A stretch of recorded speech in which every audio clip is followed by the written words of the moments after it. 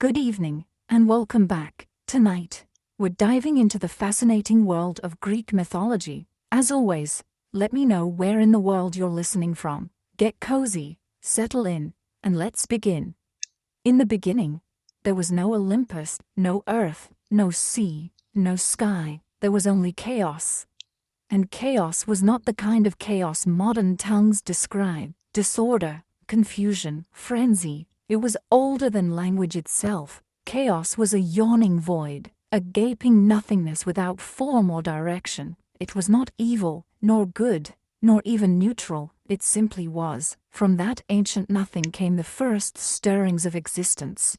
Gaia, the earth, vast and unshaking. Tartarus, the abyss beneath the earth, dark and dreadful. And Eros, the force of love and desire, the binding agent of all future creation. These were not gods as we think of them, not yet, but elemental truths given form. Then came Nyx, the night, clothed in a shadow so thick even chaos recoiled. She was followed by Erebus, the darkness of the underworld, who would dwell beside her in that early silence. From the union of night and darkness came Ether, the pure upper air breathed by the gods, and Hemera, the day, who from the beginning was fated to chase her mother endlessly across the sky. Thus, the cycle of night and day was born not through science but through myth, through a family of strange invisible titans, who lit and dimmed the sky with each passing hour. Gaia, the earth herself, did not lie idle. She was patient and fertile, and from her own body she brought forth Uranus, the sky, vast and star-strewn. He was both her son and her consort, and when he arched over her, stretching across the heavens, the world found its first shape, a domed sky above a broad and endless plain. Gaia also birthed the mountains, tall and wild, and Pontus, the sea, who surged with a will of his own before ships or sea monsters ever touched his waters. Together, earth and sky became the first great pair, and their union brought forth the Titans, the first generation of powerful beings who would rule the cosmos long before Zeus and his kin rose to power. There were 12 Titans in all, 6 sons and 6 daughters, each vast and elemental in their own right. Oceanus, the encircling river; Hyperion, the lord of light; Coeus, the inquirer; Crius, the constellation bearer; Iapetus, the ancestor of men; and Cronus, youngest and most cunning. Among the daughters, Theia, shining mother of the sun and moon; Rhea, future mother of gods; Themis, embodiment of divine law; Mnemosyne, the memory of all things; Phoebe, the radiant; and Tethys, the nourishing sea. But Gaia's womb was not finished with them. She bore monstrous children as well, beings of strength and dread. First came the Cyclopes, Brontes, Steropes, and Arget, each with a single eye burning like a forge in the center of their brow. They were the smiths of lightning, strong and simple, and they feared no god nor giant. Then came the Hecatonchires, the 100-handed one, each of them enormous and terrible, with 50 heads and 100 arms each, capable of stirring the very foundations of the world when enraged. Uranus, though lord of the sky, trembled at the sight of these monstrous offspring. Ashamed and frightened by their grotesque strength, he forced them back into Gaia's womb, the depths of earth itself, and sealed them there, hidden away beneath layers of rock and grief. Gaia groaned beneath their weight. The earth, once proud and nurturing, now suffered with every breath. It was in this pain that she began to scheme, but that is a story for another day. For now, remember this. In the oldest age, before law or justice, before sword or plow, the world was made not with hand, but with force and union and grief. Chaos birthed the first form, but it was Gaia, the great mother, who gave them ground to stand upon. The union of Gaia and Uranus, earth and sky, was the first great marriage of the cosmos. It was not a marriage of altars or witnesses, but of necessity and nature. The sky stretched over the earth, holding her tightly, pressing her beneath his star-strewn body, night after night. From their joining came the Titans and other mighty offspring, but also a deep and growing sorrow, for Uranus, though proud and vast, was a jealous and fearful father. He saw in the monstrous children.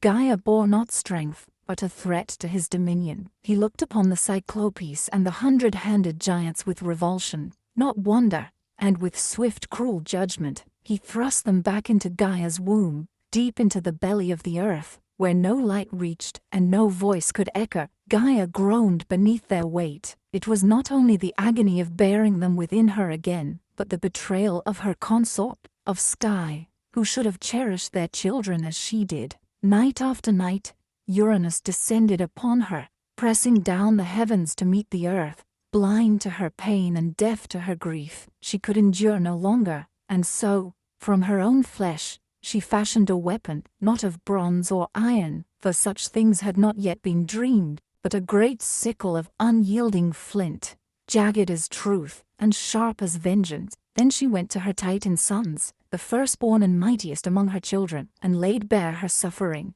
"Your father has wronged me," she said. "He has caged your brothers.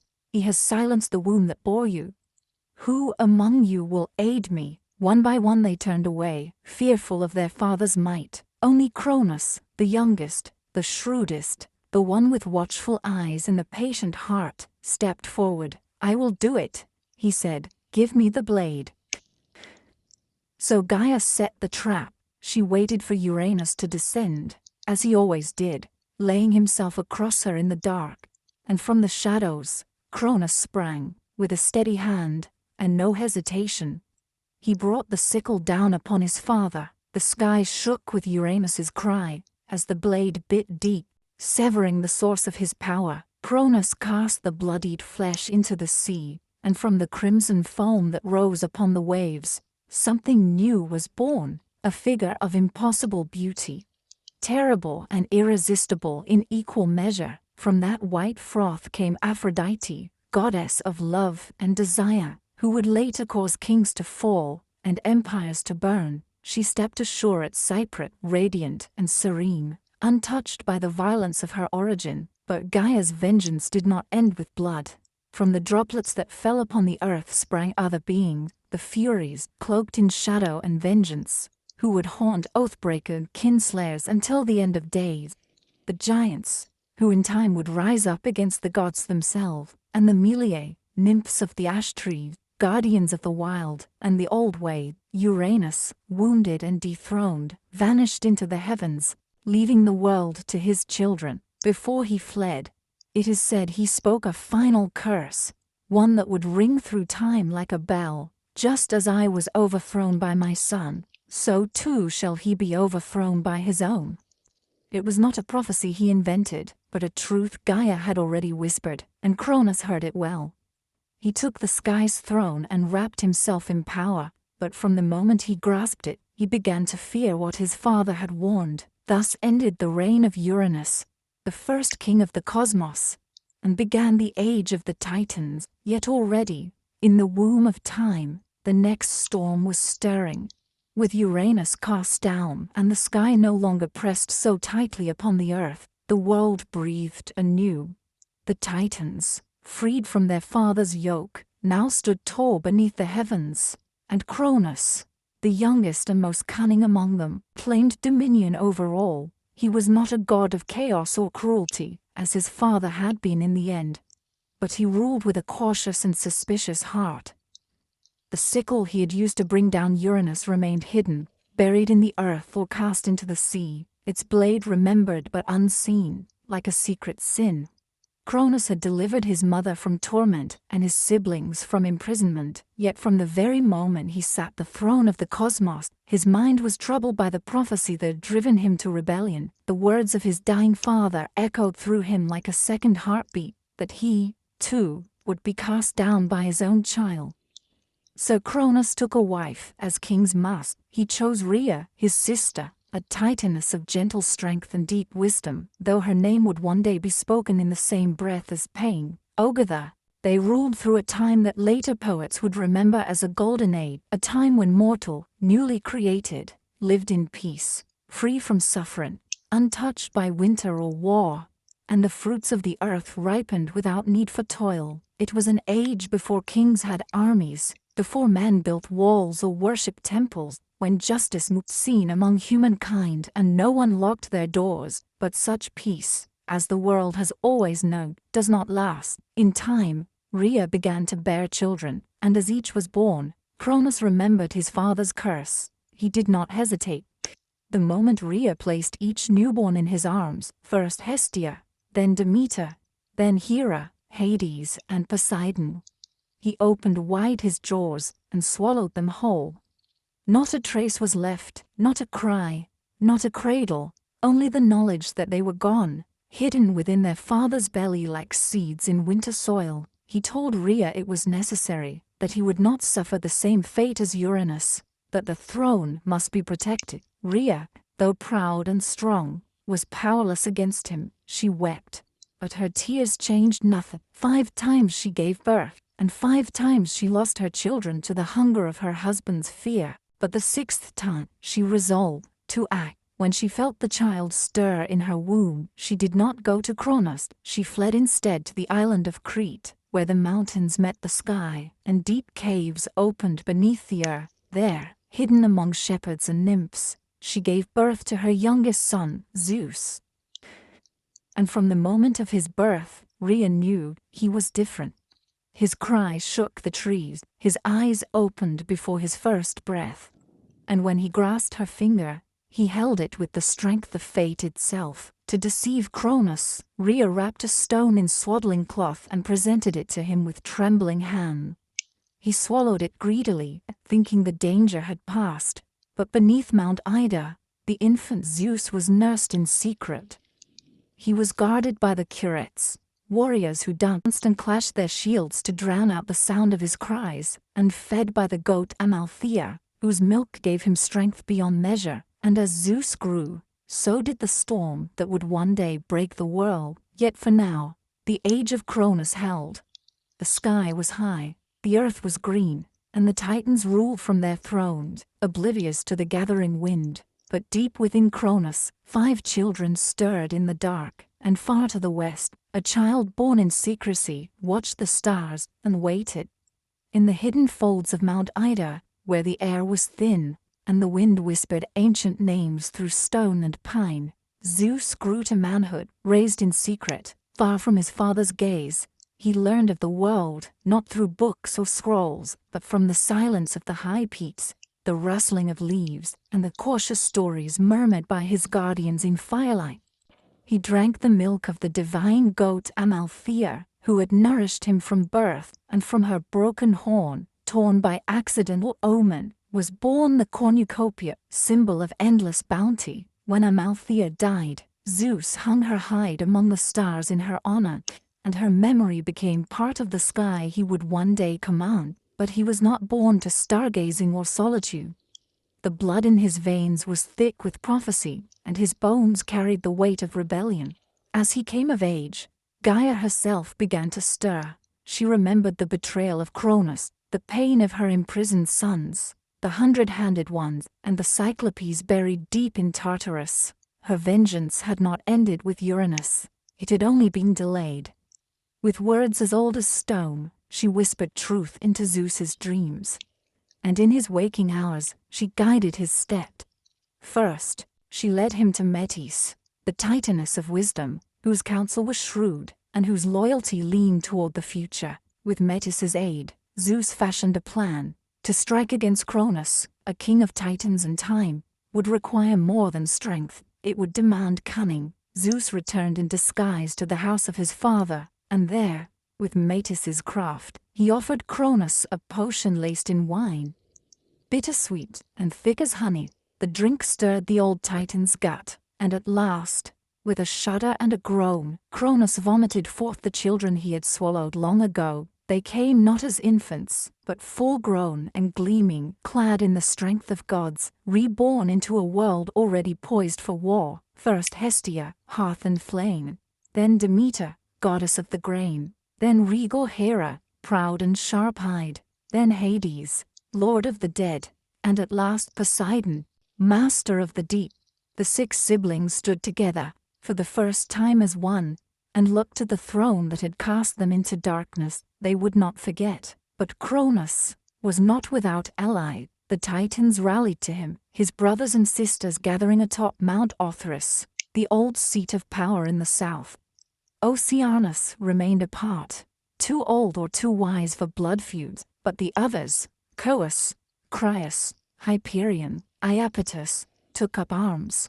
So began the war the poets called Titanomachy, the clash of Titans and Olympians, a war that tore across the heavens and split the earth to its core. For 10 years the battle raged without end. The sky darkened with storm and smoke, thunder and fire echoed across the mountain, and the world below, still young and silent, watched in dread as its masters fought for the right to rule. The Titans held Olympus, tall and time-worn, while Zeus and his kin made their stand upon Mount Olympus, a peak still unscarred by war. The battles were terrible and unrelenting. Lightning tore open the skies, and tidal waves swallowed islands whole. Volcanoes bled fire, and winds howled like wolves. At times the war seemed endless, neither side able to land the final blow.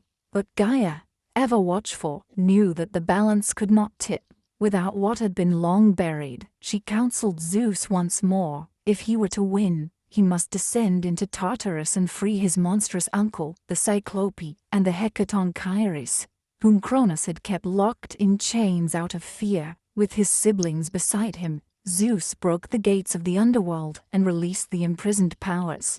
The Cyclopes, grateful and eager, gifted Zeus his greatest weapons, the thunderbolt, the symbol of sky and storm. To Poseidon, they gave the trident, with which he would command the seas, and to Hades, a helm of darkness that would make him unseen. The Hecatonchires, giants with 100 hands, joined the fight at last, hurling mountains like stones, and battering the Titans with the fury of ancient things unbound.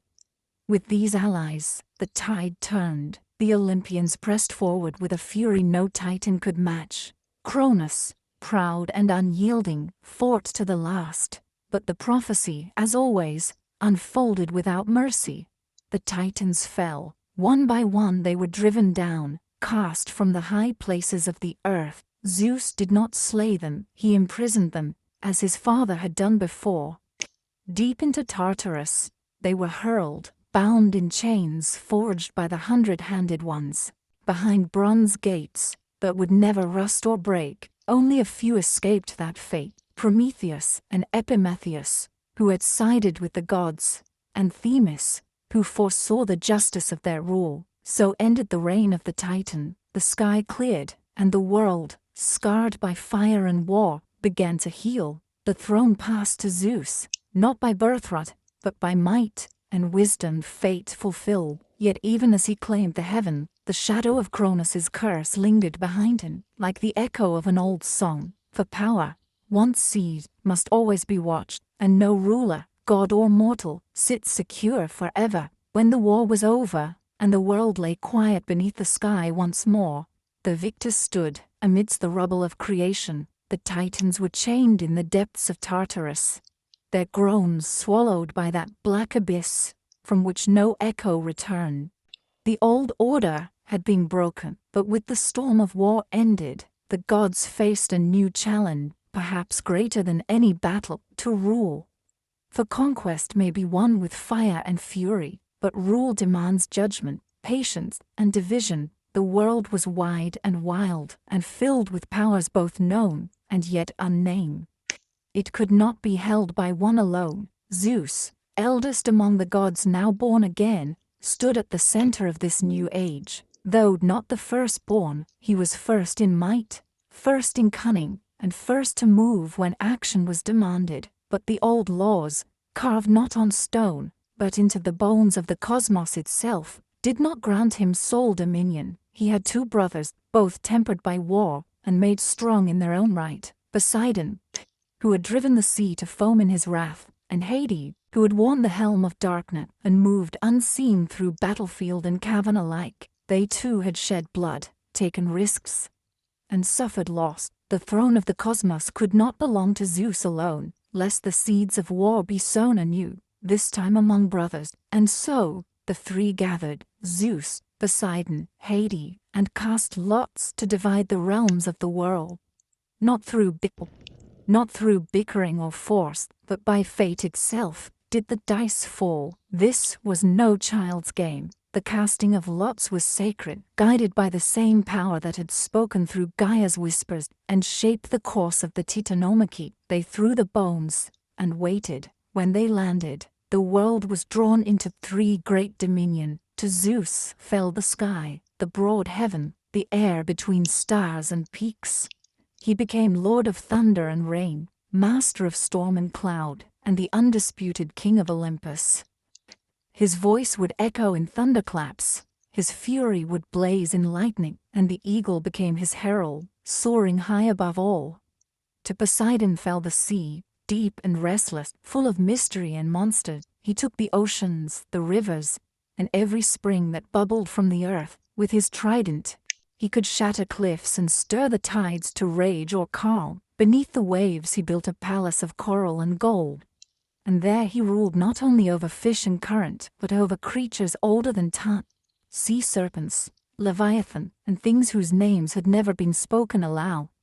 To Hades fell the underworld, the land of the dead. It was not a prize most would have chosen, but Hades took it, the quiet resolve. He ruled the shadowed realm with stern dignity.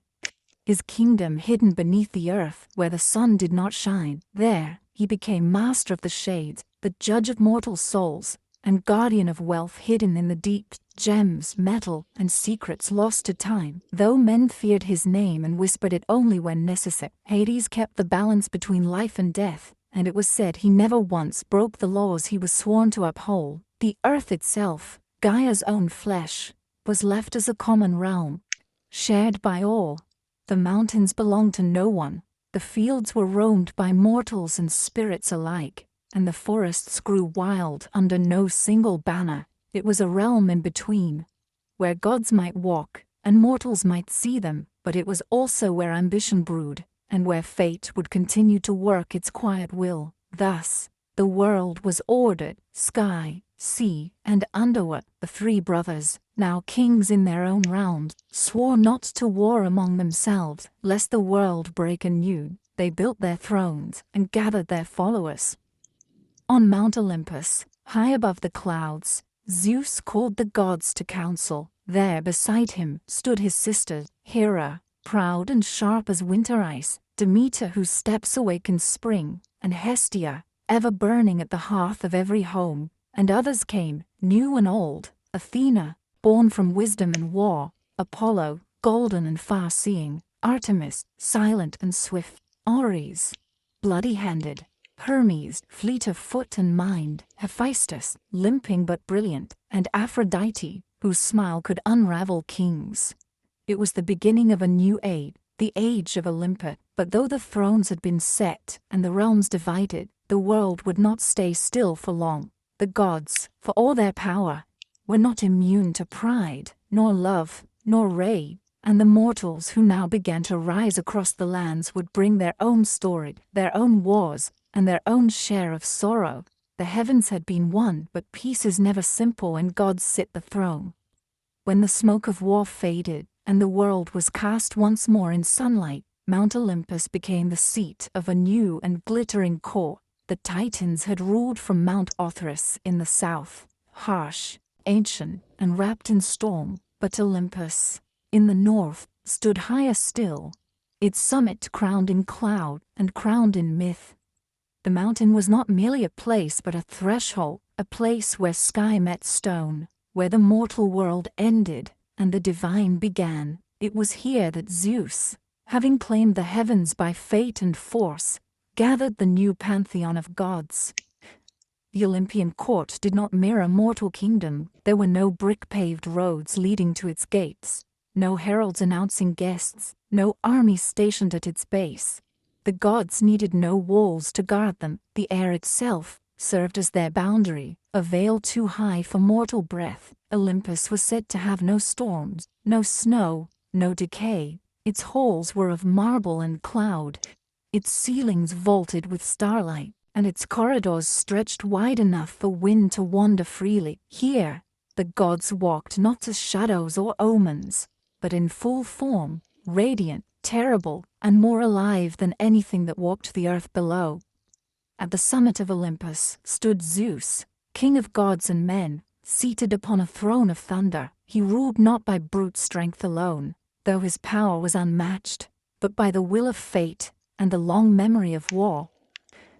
His voice carried like distant thunder, his eyes saw beyond clouds and time, and in his hand he carried the thunderbolt, the Cyclops' gift, the symbol of judgment swift and final. But even he did not rule alone. Around him stood the others, each a pillar in the new order of the world. Hera sat beside him, not merely as wife, but as queen, sovereign in her own right. She was the goddess of marriage, of queenship and childbirth, and the silent fury of a woman wrong, proud and unyielding. Hera remembered every slight, and her jealousy would one day shape the fates of gods and mortals alike. Her crown was not one given, but earned, forged in the fires of betrayal, and bound by the sacred oaths of Olympus. Demeter came next, the goddess of grain and growth. Where her feet touched the earth, the soil softened and seeds stirred. Her presence brought harvest and plenty, and without her, the fields grew barren. She did not sit high among the thunder and marble,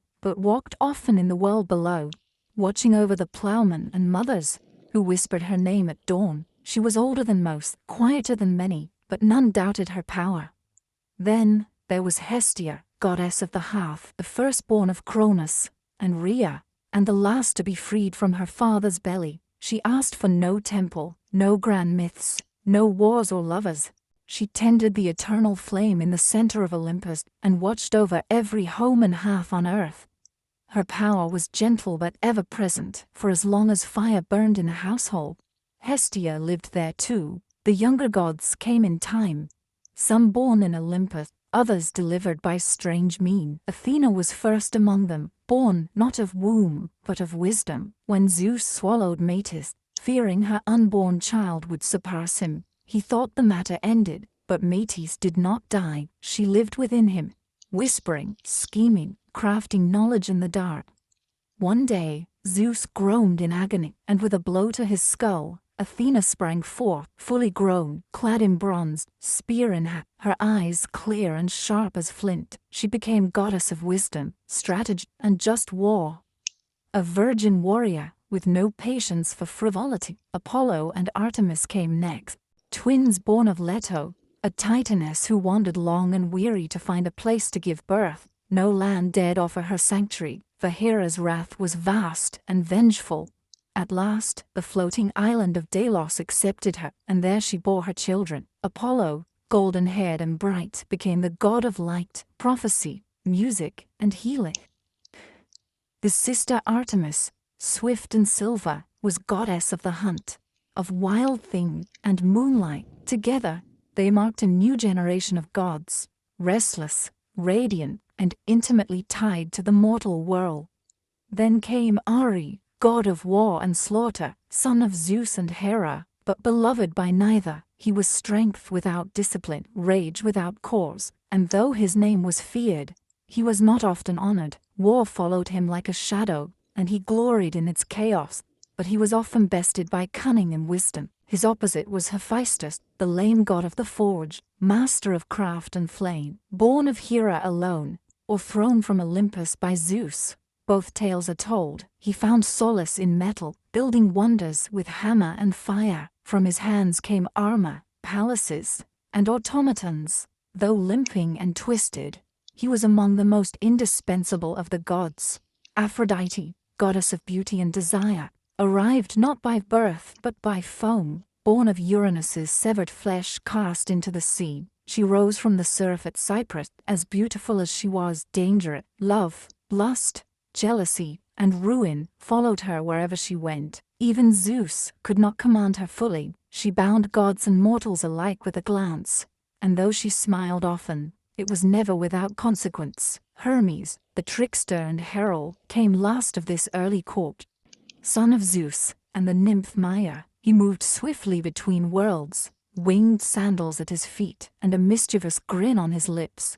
He stole Apollo's cattle on the day of his birth, sang a song to cover the theft, and made himself indispensable before he could walk. He became the messenger of the gods, guide of souls, patron of thieves and traveler. Where Hermes went, borders dissolve. This was the Olympian core, a gathering not of saints, but of power. Raw, flawed, radiant, and vast, they quarreled as siblings, took sides in mortal affairs, fell in love, betrayed each other, waged petty rivalry, and enacted divine justice. But above all, they rule. From Olympus they watched the world below and shaped it to their will.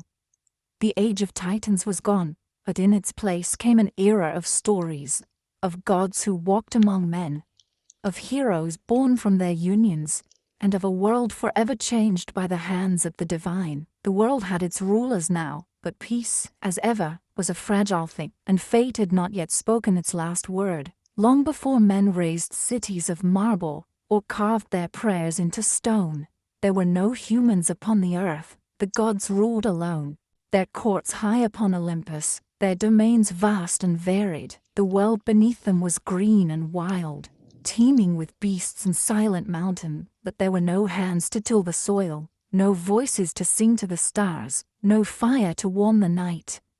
It was Prometheus, a titan of the old blood, who first imagined the shape of man. He was no friend to Cronus, nor was he ever counted among those chained in Tartarus during the War of the Titans.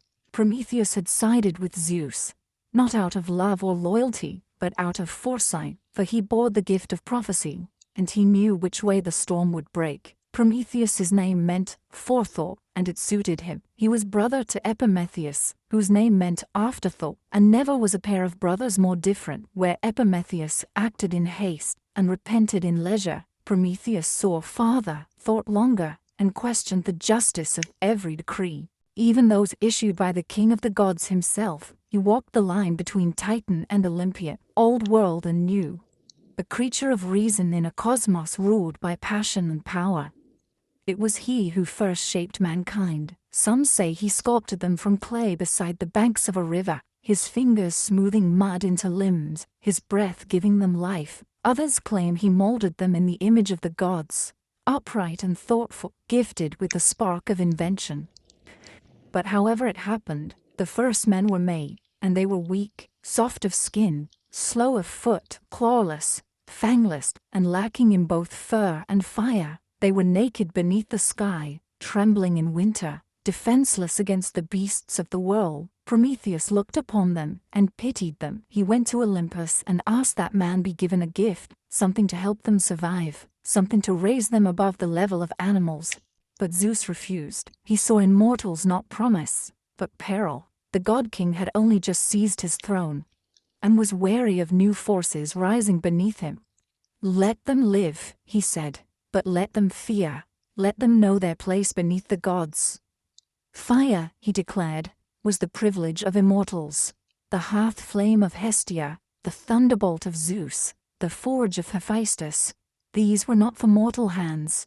But Prometheus, stubborn and just, did not yield. In secret, he climbed to the heavens, stole a flame from the forge of Hephaestus, and hid it in a hollow fennel stalk. Carrying it down from Olympus, he gave it to man. For the first time, fire crackled beneath the stars, smoke rose in spirals above the treetops, light pushed back the darkness. With fire came warmth, safety, cooking, metal, languid, craft. Humanity, once cold and voiceless, began to build, and with fire came defiance too.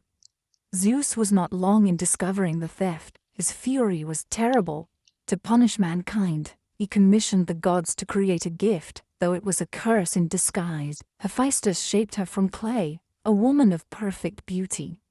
Aphrodite gave her charm, Hermes gave her cunning, and Athena clothed her in silver raiment. Her name was Pandora, meaning all gifted, and she was given a sealed jar, mistranslated in later ages as a box, containing the sorrows of the world, disease, toil, grief, madness, envy, and death itself. Epimetheus, ever the fool, took her into his home despite Prometheus's warning, and when Pandora, driven by curiosity, the final gift of the gods, opened the jar, the evil spilled out into the world, like smoke from a fire too long confined. Mankind who had known peace in their brief golden youth now found themselves hunted by fate. Hunger gnawed at their bellies. War bled them dry.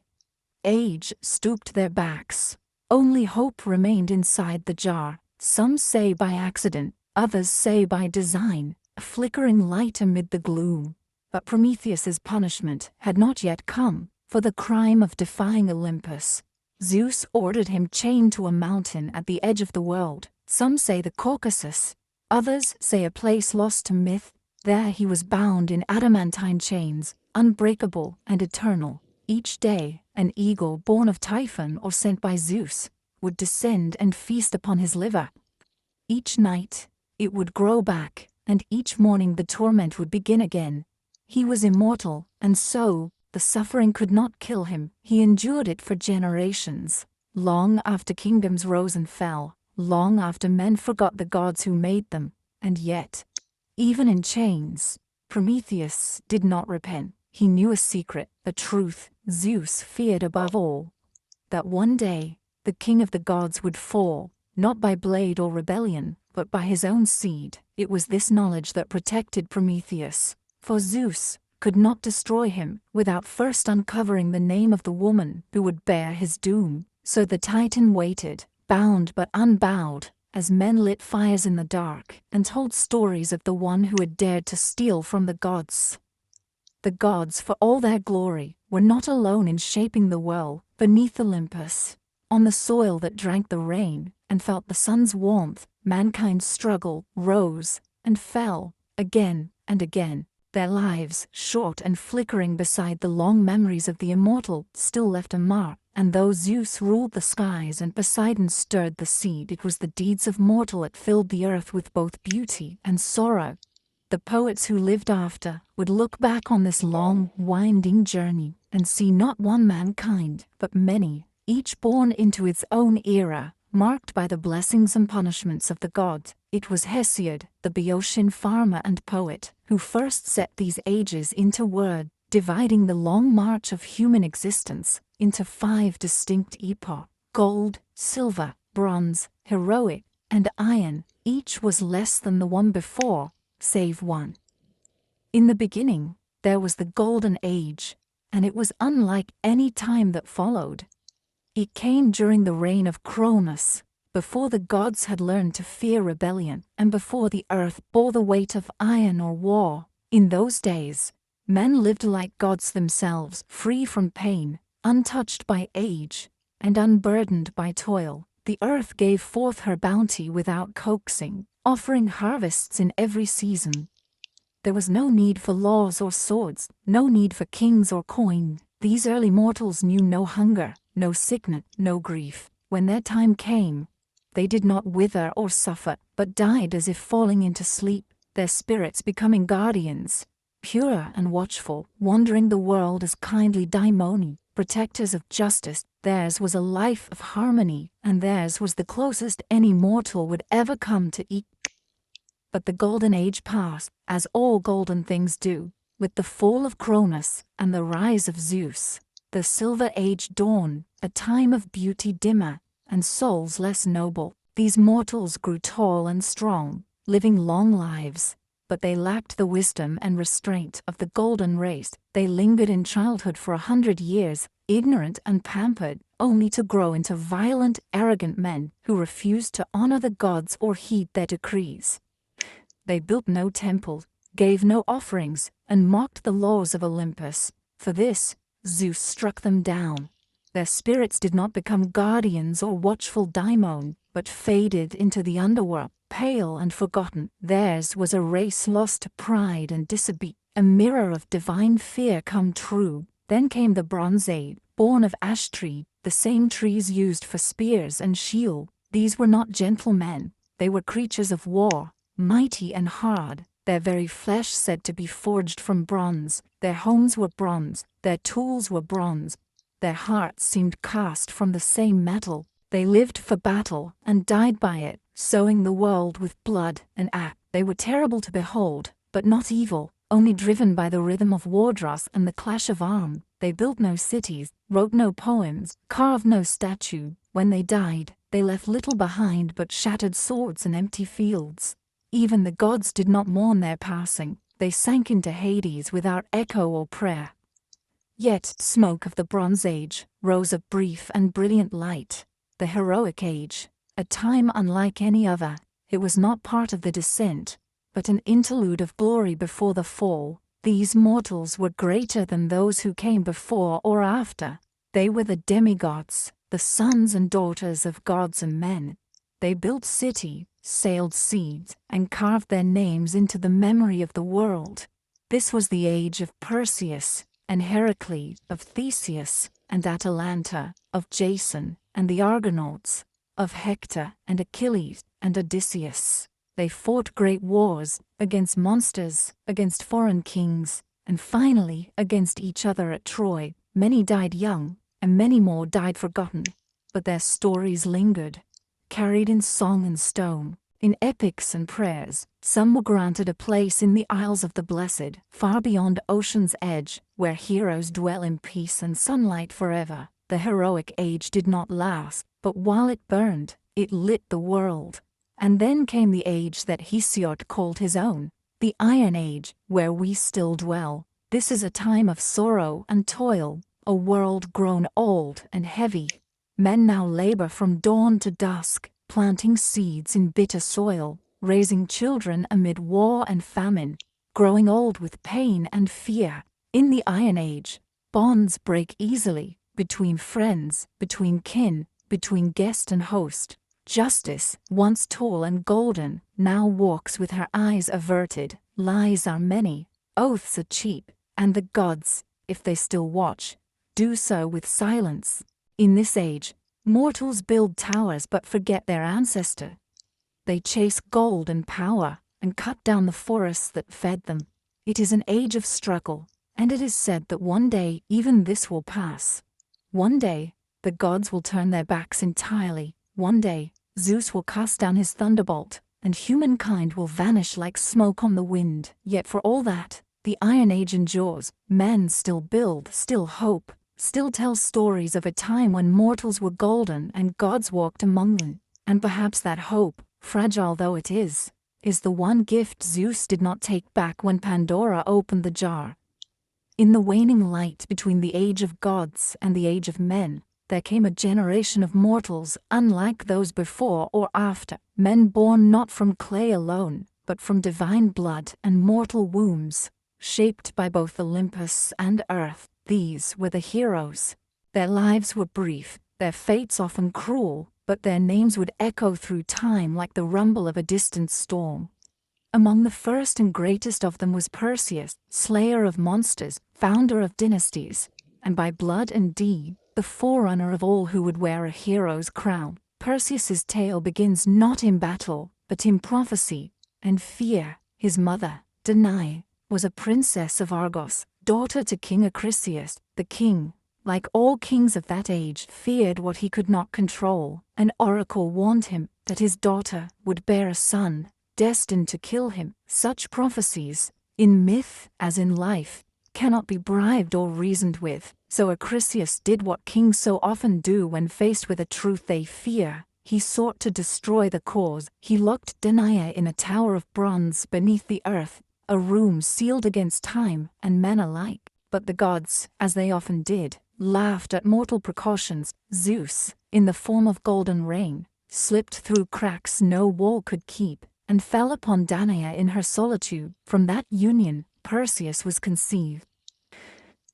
When Acrisius discovered the child, he dared not spill royal blood directly, for even tyrants fear the wrath of the gods. Instead, he placed Danae and her infant son into a wooden chest, and cast them into the sea, trusting Poseidon or chance to drown them. But the sea is as fickle as fate. The chest did not sink, but drifted across the wine-dark waves to the island of Seriphos, where a humble fisherman named Dictys drew it ashore. He took them in, raised Perseus as his own, and in time, the boy grew tall and strong, with the bearing of kings and the eyes of storm. But peace is never a long companion to those who carry destiny. The ruler of Seriphos, King Polydectes, took notice of Danae's beauty and desired her. Perseus, grown into manhood, stood between his mother and the king, a wall of defiance. Polydectes, unable to strike the sun without dishonoring himself, chose cunning over strength.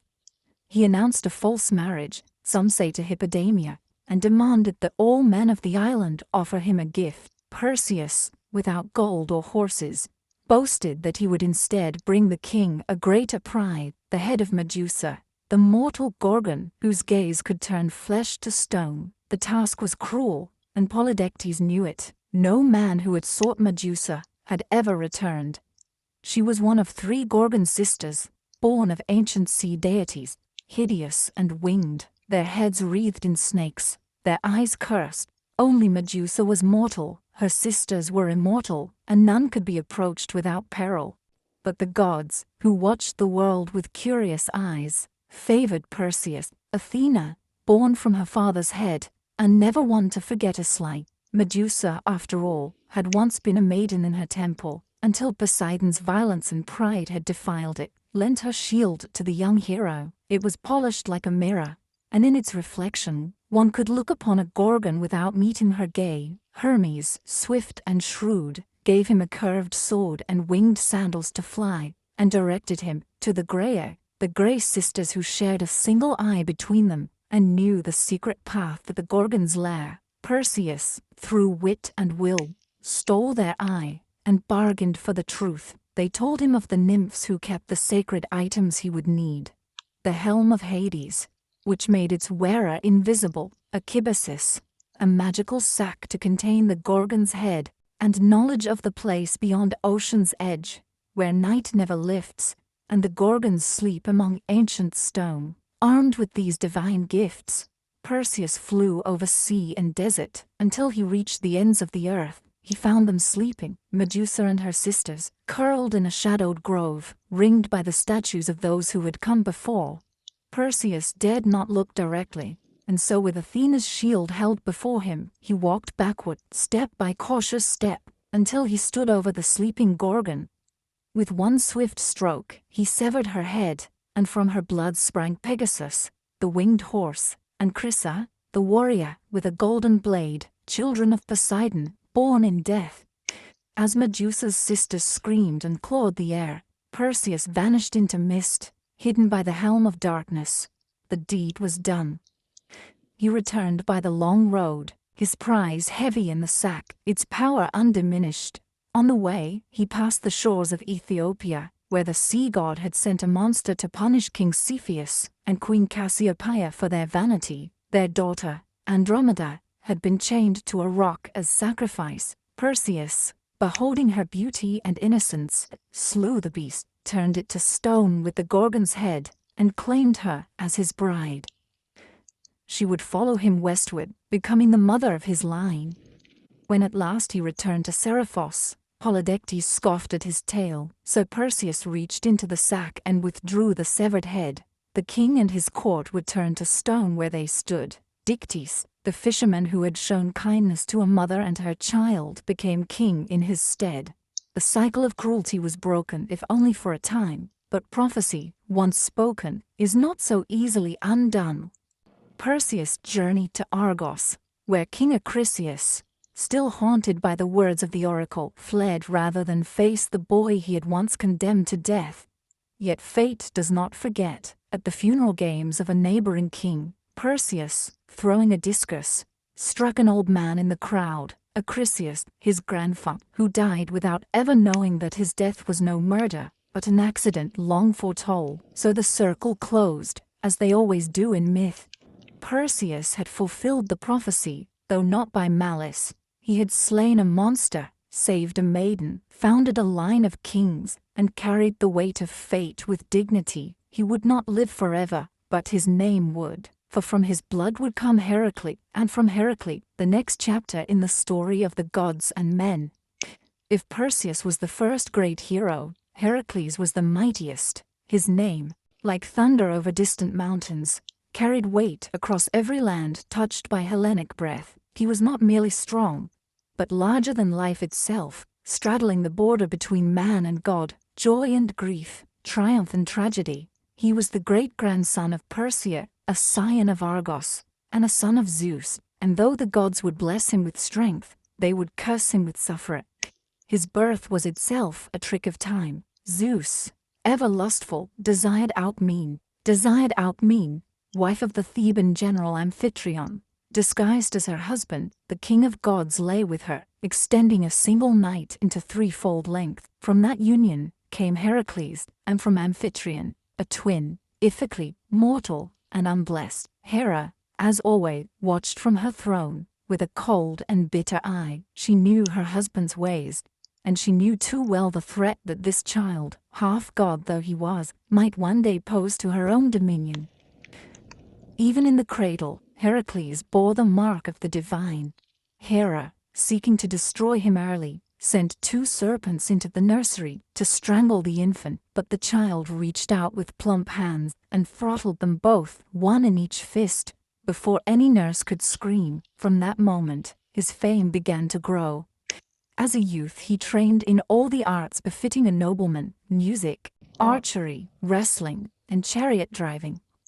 Yet there was something wild in him, a restlessness of soul that no lyre or tutor could tame. Manhood brought him both love and ruin. He married Megara, daughter of the Theban king Creon, and for a time lived in peace, fathering sons and defending his city. But Hera had not forgotten. In a fit of divine wrath, she clouded Heracles' mind with madness.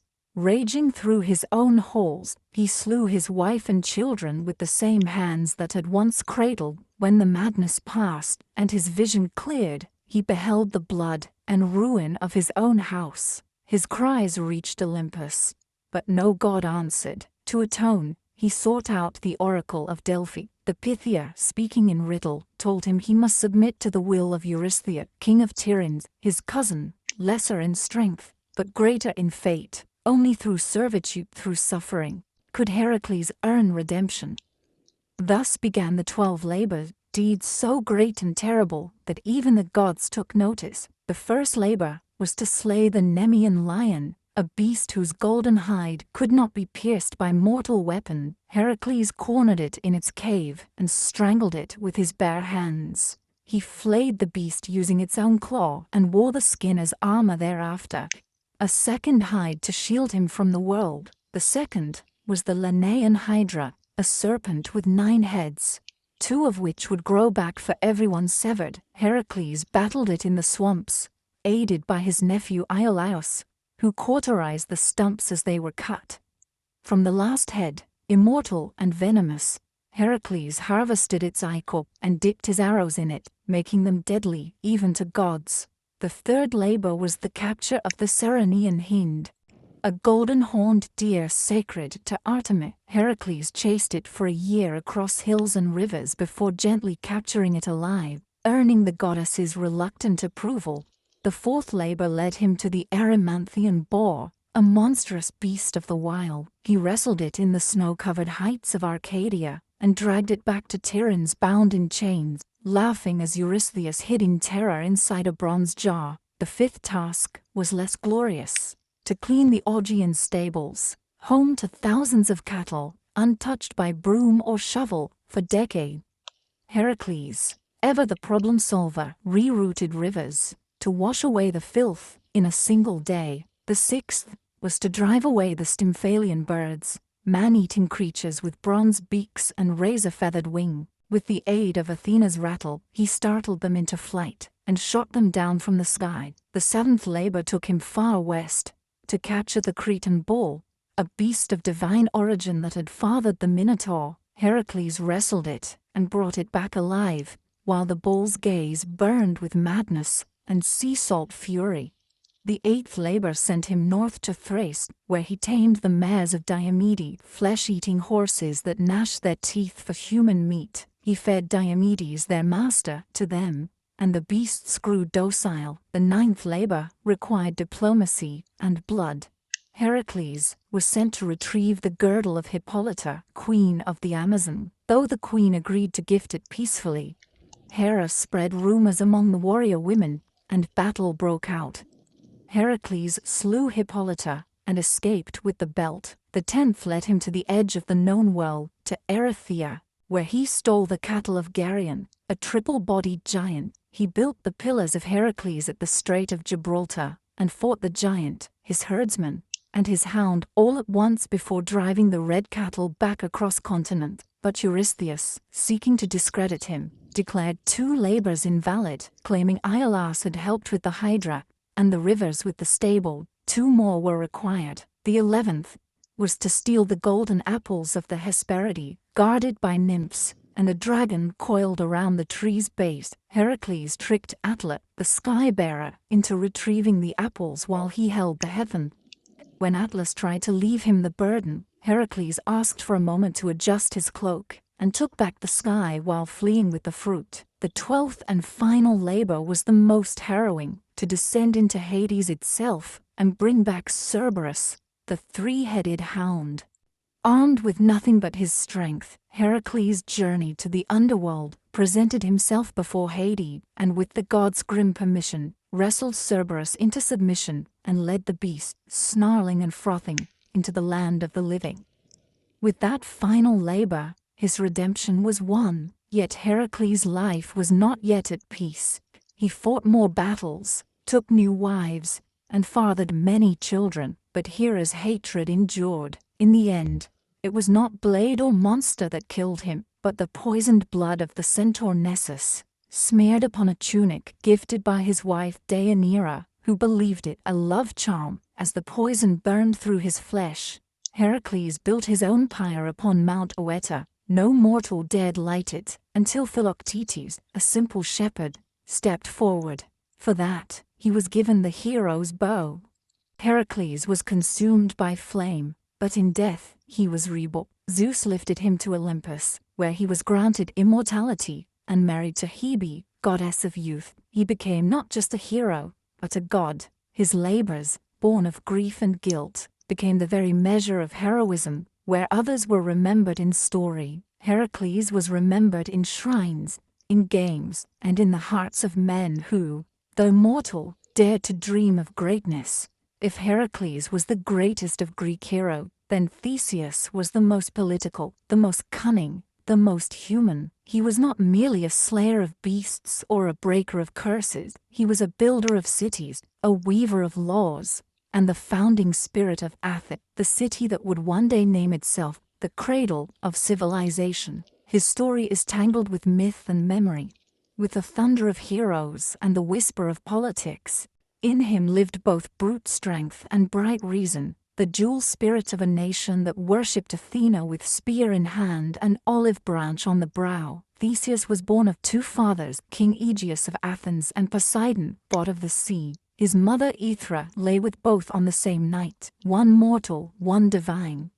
From this double union came a boy of destiny, raised far from Athens in the city of Troezen, unaware of the great blood in his vein. Before leaving, Aegeus had hidden the sword and sandals beneath a heavy stone, telling Aethra that when the boy was strong enough to lift the stone, he would be ready to claim his birthright. In time, Theseus grew tall and sharp-eyed, restless in his limbs and mind. At 16, he moved the stone with a grunt and a grin, and took up his father's token. Many would have traveled the easy road to Athens by sea, but Theseus chose the land route, the longer, more perilous way, for he believed that true kingship must be earned, not inherited, and so began the 6 labors of Theseus, not vast or godlike like Heracles' trials, but earthy and intimate. Each a monster of the road, a terror to the common man. He defeated Periphetes, the club-bearer, taking his weapon as a symbol. He slew Sinis, who tied travelers to bent pine trees and tore them in 2. He pushed Siren from the cliffs into the sea, ending the reign of a man who forced passers-by to wash his feet, only to kick them to their deaths. He overcame Tersion, the wrestler, by outmatching brute force with technique, and Procrustes, who made beds fit travelers by stretching or cutting them, found his own death in the same iron frame. Theseus did not just survive, he cleaned the land as he passed through it, paving the way for Athens itself to rise. When he arrived in Athens, King Aegeus did not recognize him. The queen, Medea, now wife to Aegeus, and still seething with old sorcery, saw the threat in the boy, and urged the king to poison him. But Theseus presented the sword and sandal, and at the last moment, Aegeus cast the cup aside, embracing his son before all the court. Joy, of course, never lingered long in myths. Trouble was already stirring in the east. For years, Athens had suffered under a bitter tribute. In a war with the island of Crete, Athens had been defeated, and as punishment, King Minos demanded 7 young men and 7 maidens be sent every 9 years to feed the Minotaur, a monstrous half-man born of lust and vengeance, kept in the twisting labyrinth beneath the palace at Knossos. This creature had been born from Minos's pride. When Poseidon sent a bull from the sea, Minos was meant to sacrifice it, but instead he kept it for himself. In punishment, the gods cursed his wife, Pasiphae, to fall in love with the beast. From their unnatural union came the Minotaur, Asterius, horned and violent, a living shame sealed away in the maze designed by Daedalus, the great inventor. Theseus, learning of the tribute, volunteered himself among the chosen. He would go not as a lamb to slaughter, but as a hunter, into the lair. Before departure, he promised his father that if he succeeded, he would return with white sails upon his ship. If he failed, the sails would remain black. Upon arrival in Crete, fate turned again. Ariadne, daughter of Minos and half-sister to the Minotaur, saw Theseus and loved him. She gave him a gift, a ball of thread, a clue, and the secret to the labyrinth's winding paths. That night, Theseus entered the maze. In its dark coils, where stone turned endlessly into stone, found the beast. They fought without words, one prince against one nightmare. Theseus, armed with skill and a sharpened blade, struck the creature down, then followed the thread back into the light. He fled with Ariadne and the freed Athenians, sailing into the Aegean. Yet love, in Greek stories, is never simple. On the island of Naxos, Theseus abandoned Ariadne. Some say Dionysus claimed her for his own. Others say Theseus feared what a Cretan bride might mean for an Athenian throne. She woke alone and wept beneath unfamiliar stars. Theseus continued home, but in his sorrow or forgetfulness, he failed to change the sail. From the cliffs of Athens, King Aegeus saw black on the horizon and believed his son dead. Grief-stricken, he leapt into the sea, which still bears his name, the Aegean. Now king, Theseus did not rest. He unified Attica, the region around Athens, binding its villagers into one city-state. He established festivals and games, temple and laws. He was a hero of governance, as much as of combat. He ventured again and again into myth, fighting alongside Heracles against the Amazons, journeying to the underworld with Pirate House, his reckless friend, to steal Persephone herself from Hades. That journey ended in failure. Pirate House was swallowed by the earth, and Theseus was trapped upon the chair of forgetful, his memory eroded by the air of death. Only Heracles, on his own journey, tore him free, but time, as ever, turned. In the end, the Athenians, tired of kings and haunted by new heroes and new philosophies, drove Theseus into exile. He fled to the island of Skyros, where he was betrayed by a jealous king and cast from a cliff. His bones would later be retrieved by the Athenians and buried in honor, but at the time of his death, he was alone. No crowd, no crown, no chorus, and yet his legacy endured. Where Heracles symbolized the strength of the body, Theseus embodied the strength of the polis, the city, the law, the people bound by more than blood. Athens would rise on his shoulders, and though it would worship Athena, it would remember the king who built its bones. Long before Troy burned and long after the Titans fell, there came a voyage unlike any other, a quest that crossed continents and gods, bound heroes into brotherhood, and ended in betrayal and exile. It was a tale of dragons and oaths, of kings usurped and thrones reclaimed, and at the center of it all was Jason, a prince exiled in childhood, a hero groomed not by war or prophecy, but by the long, slow fire of vengeance. His tale began in Iolcus, a coastal kingdom in Thessaly, where King Aeson, Jason's father, had been usurped by his own brother Peleus, a man who worshipped no law but power, fearing the boy who might one day rise against him. Peleus sought to kill Jason at birth, but Aeson, forewarned, sent the infant away, smuggled from court, and raised in secret by the wise centaur Chiron, who had trained Achilles, Asclepius and other sons of fate. Jason grew strong in the wild, fed on honey and knowledge, his limbs hardened by hunting, his mind by songs of kings who had fallen and risen again. Years passed. Jason returned to Io, a man clad in a single sandal, for as he crossed the river Anaurus, he had lost the muddy current, while carrying an old woman across. The woman, of course, was Hera in disguise, testing the young hero. When he entered the city, Peleus saw the one-sandaled stranger, and turned pale, for the oracle had once warned him, "Beware the man who comes with one shoe." Jason, bold but not foolish, did not draw a sword, or raise a cry. He spoke plainly. He was Aeson's son and rightful heir. Peleus, too shrewd to strike openly, feigned welcome and offered a test.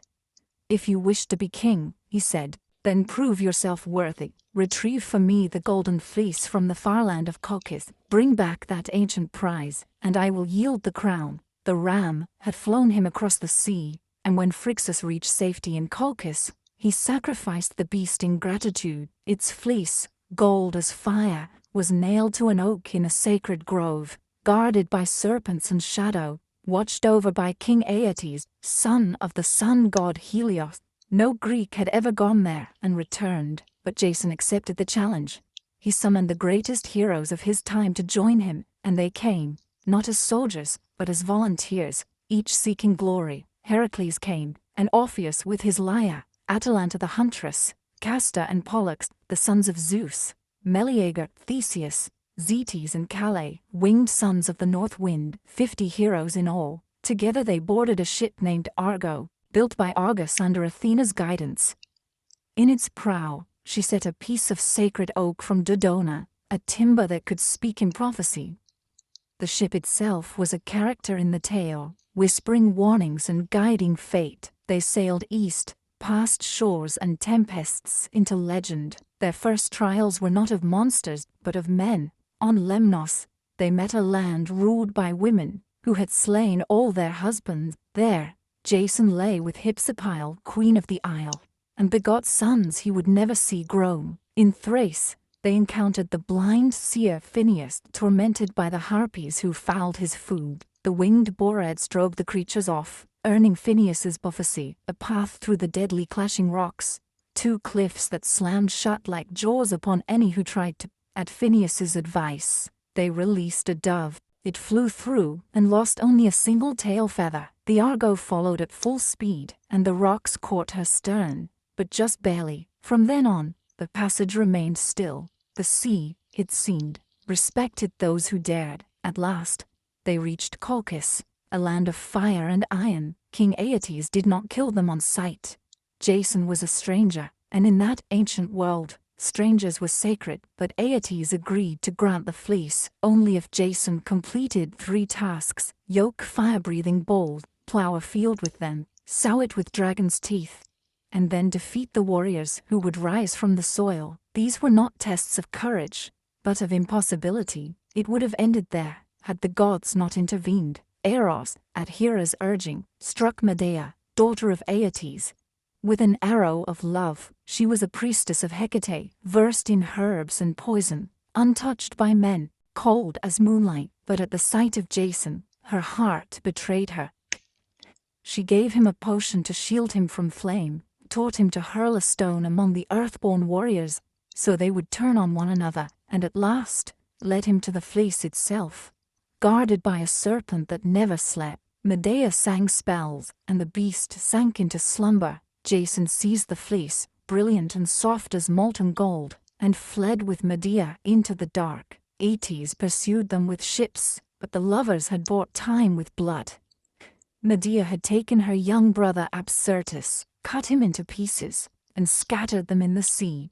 Forcing her father to stop and gather the limbs for burial, the Argo slipped away, stained by crime and magic. Their return was a wandering past Scylla and Charybdis, through lands of danger and delay. At length, they returned to Iolcus. But Peleus refused to yield the crown. Medea, in vengeance, tricked his daughters into cutting him to pieces and boiling him alive, claiming it was a spell of rejuvenation. Horrified, the people rose up. Jason, now tainted by treachery, was exiled. He fled to Corinth, where he and Medea lived for years in easy. But Jason, ever seeking legitimacy, cast Medea aside and chose a Corinthian princess for marriage. Medea, wronged and vengeful, unleashed a fury no man could endure. She poisoned the bride's gown, burning her to ash, and murdered her own sons by Jason. Then she fled, carried away in a chariot drawn by dragons, a gift from her grandfather Helios. Jason, broken, returned to Aeoca. In his final days he wandered among ruins, forgotten. One day, resting beneath the Argo, now dry-docked and decaying, a beam broke loose and struck his skull. So passed the great hero, not in battle, not in glory, but in silence, beneath the bones of his past. Yet the tale of Jason endured. For in the quest for the fleece, in the gathering of hero, in love turned sour and greatness undone, Greece found one of its most enduring myths, the promise and price of ambition. There are few bloodlines in Greek myth more accursed than the royal house of Thebes, where most heroes battled monsters or sailed for distant throne. The Theban kings fought their own kin and warred against the past itself. Their legacy is not carved in bronze or sung in triumph, but written in riddles, madness, and murder. Even the city's foundation was steeped in omens and unrest. Thebes began with a quest. Cadmus, a Phoenician prince and brother to Europa, set out to find his sister after Zeus abducted her in the guise of a white bull. Unable to recover her, Cadmus sought guidance from the oracle at Delphi, who told him to abandon his search and instead follow a cow until it lay down. There, he was to found a city. Obedient, he wandered until the beast collapsed upon a hill. But when Cadmus sent his companions for water, they met their deaths at the hands of a serpent sacred to Ares. Guarding a spring, Cadmus slew the serpent himself, and at Athena's bidding, sowed its teeth into the soil. From the earth sprang armed warriors, the Spartoi, or sown men, who turned on one another until only 5 remained. These 5 became the noble families of Thebes, and Cadmus their king. But the slaying of Ares' serpent drew divine wrath. Cadmus served the war god for 8 years in penance. He married Harmonia, daughter of Ares and Aphrodite, and the gods themselves came to their wedding. The couple received a cursed necklace forged by Hephaestus, a thing of beauty that would bring ruin to all who wore it. And so the doom of Thebes began not in hatred, but in celebration. Cursed by beauty and blood, generations passed. Cadmus's daughters would meet cruel fates. Ino went mad and threw her child into the sea. Autono's son Actaeon was torn apart by his own hounds after glimpsing Artemis bathing. Semele, beloved by Zeus, was tricked by Hera into demanding that he reveal his true form and died in flame. And Agave, in a frenzy of Dionysian madness, tore her own son Pentheus limb from limb, believing him to be a lion. But it was through Cadmus's great-great-grandson Laius that the true tragedy would unfold. Laius became king of Thebes and took Jocasta as his queen. Yet the gods had not forgiven the line of Cadmus. An oracle came. If Laius ever had a son, that child would kill his father and marry his mother. As in all Greek stories, the warning was not enough to prevent the sin. Laius lay with Jocasta, and a son was born.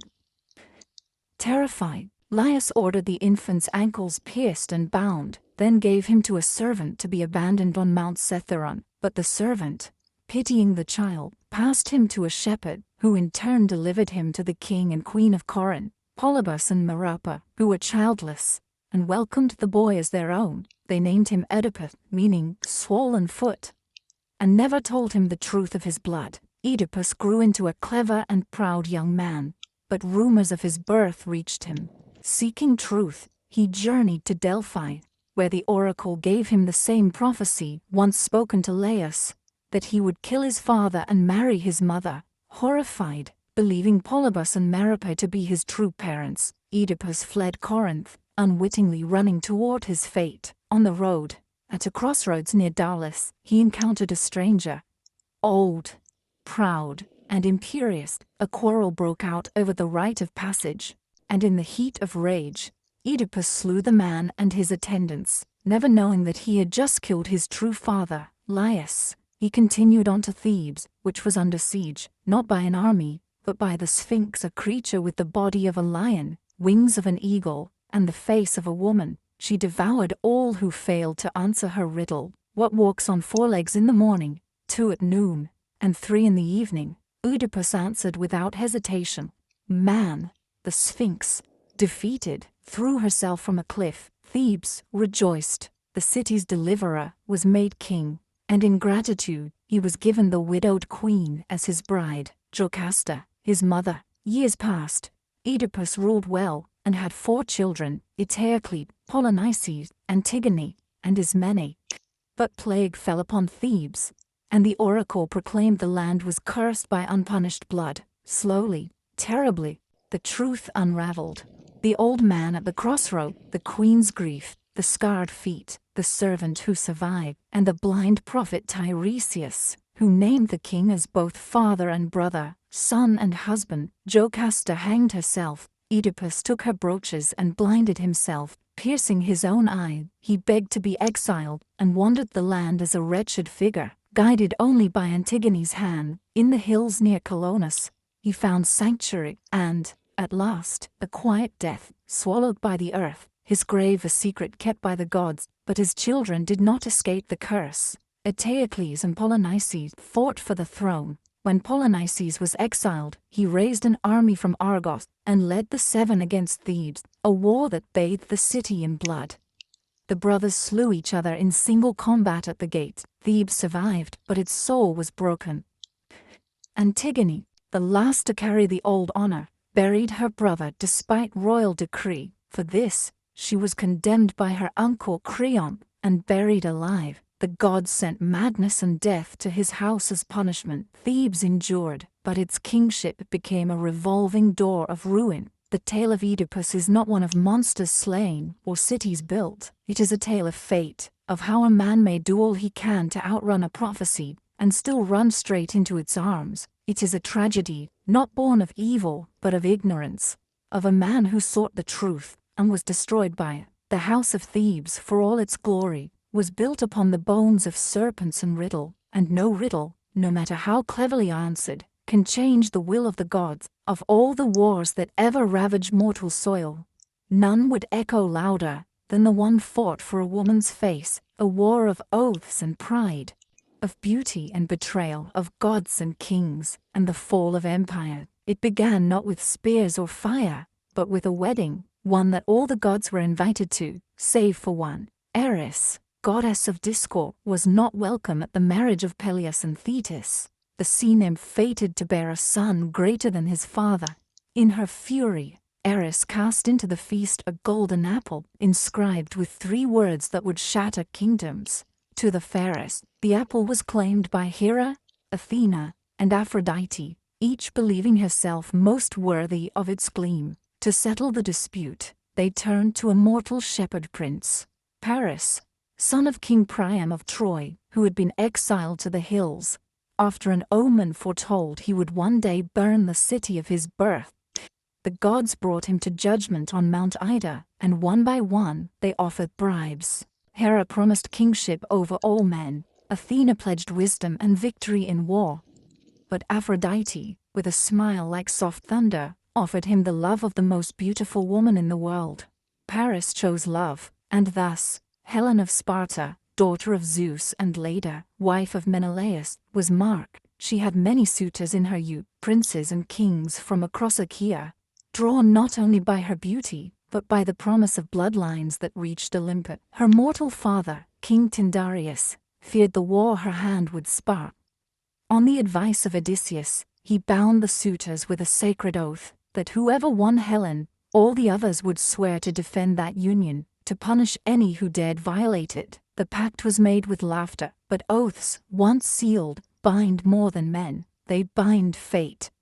Menelaus, brother to King Agamemnon of Mycenae, won her hand. Their rule in Sparta was just. their kingdoms strong. But when Paris came to visit, under the pretense of peace and guest right, he saw Helen, and saw in her the prize Aphrodite had promised. Whether she went with him willingly, or was taken remains a matter of song and chants agree. But when Paris sailed back across the Aegean, Helen was with him, and in that hour, the war began. Menelaus raged. He called upon the oath, and all who had sworn it answered. Odysseus of Ithaca, clever and reluctant, Nestor, the old sage of Pylos, Ajax the greater, son of Telamon, towering and grim, Ajax the lesser, swift and fierce, Diomedes of Argos, brave and battle-hungry, Idomeneus of Crete, stalwart and steady. From all the corners of Hellas they came, kings, princes, and warlords. Only two held back, Odysseus, who pretended madness, sowing salt into his fields, until a clever envoy placed his infant son with a plough, and Achilles, son of Thetis, who was hidden by his mother among the daughters of Lycomede, dressed in silk, to escape a fate she foresaw. But the Greeks found it, Odysseus again, tricking Achilles with a spear and shield amid gifts of jewelry, and the boy chose war. They gathered at Aulis, a fleet of 1,000 ships, bronze gleaming and sails like thunderclouds. But the winds did not rise, the ships sat idle, and the men grew restless. The seer Calchas revealed that Artemis had been offended, perhaps by a boast, perhaps by a slain stag, and that only a great sacrifice would appease. The name he spoke was Iphigenia, daughter of Agamemnon. There are stories of lies told to bring her to Aulis under the guise of marriage to Achilles, of her weeping mother Clytemnestra, of the moment the blade fell, or of a last-moment rescue, with Artemis spiriting the girl away and replacing her with a deer. But in most tellings the blood was real, and the gods watched as the king killed his own child for the sake of war. The winds came, the fleet sailed east, and the world changed. The Greeks set foot on Trojan shores, not as raiders, but as judgment itself. For 10 years they would camp beneath the walls of Ilium, the great city ruled by Priam, defended by his sons, Hector, noble and doomed, Paris, beautiful and weak, Deiphobus, Helenus, and the others. The gods chose sides. Hera, Athena, and Poseidon stood with the Greeks. Aphrodite, Ares, Apollo, and Artemis favored the Trojans. Only Zeus tried to stay above it, but even he would bend, pulled by fate and family. This was not yet the war of Homer's Iliad, which would begin in the 10th year, but the war itself had already begun. Not merely with spears and walls, but in the burning of oaths, in the breaking of trust, in the sacrifice of daughters and the judgment of gods. It was a war born not only of love, but of pride, of divine rivalry and mortal vanity, of old curses and deeper fears, and it would end not with victory, but with fire. By the time Homer's Iliad begins, the war at Troy has endured for 9 long years. The Greeks, those stern-faced kings who had once come roaring across the Aegean, had settled into a grim rhythm of siege and survival. What had begun in fury and fire became something colder, slower, more desperate. They built black-walled camps along the shore, hauled their ships high upon the sand, and sent out raiding parties day after day, not just to battle, but to feed their armies. The war dragged on like an old wound that would not heal, and both sides felt the infection deepen. The Trojans, safe behind their mighty walls, raised, it was said, by Poseidon himself and the mortal builder. Apollo had once served in penance, suffered, but endured. The fields outside the city had long been razed. Their allies came from the east and north, Sarpedon of Lycia, Memnon of Ethiopia, and others, bringing new life to an old cause. And yet the Greeks would not leave, not without Helen. Pride held them that, as much as oath, the war had become a matter of legacy. But war does not live in walls and ships. It lives in the hearts of men, and in this war, 2 hearts burned hotter than the rest. Agamemnon, king of kings, stern and imperial, and Achilles, son of Thetis and Peleus, unmatched in battle, fated to die young, and determined to make that death matter. The quarrel between these two would shatter the fragile Greek alliance. It began, as so many quarrels do, over a woman.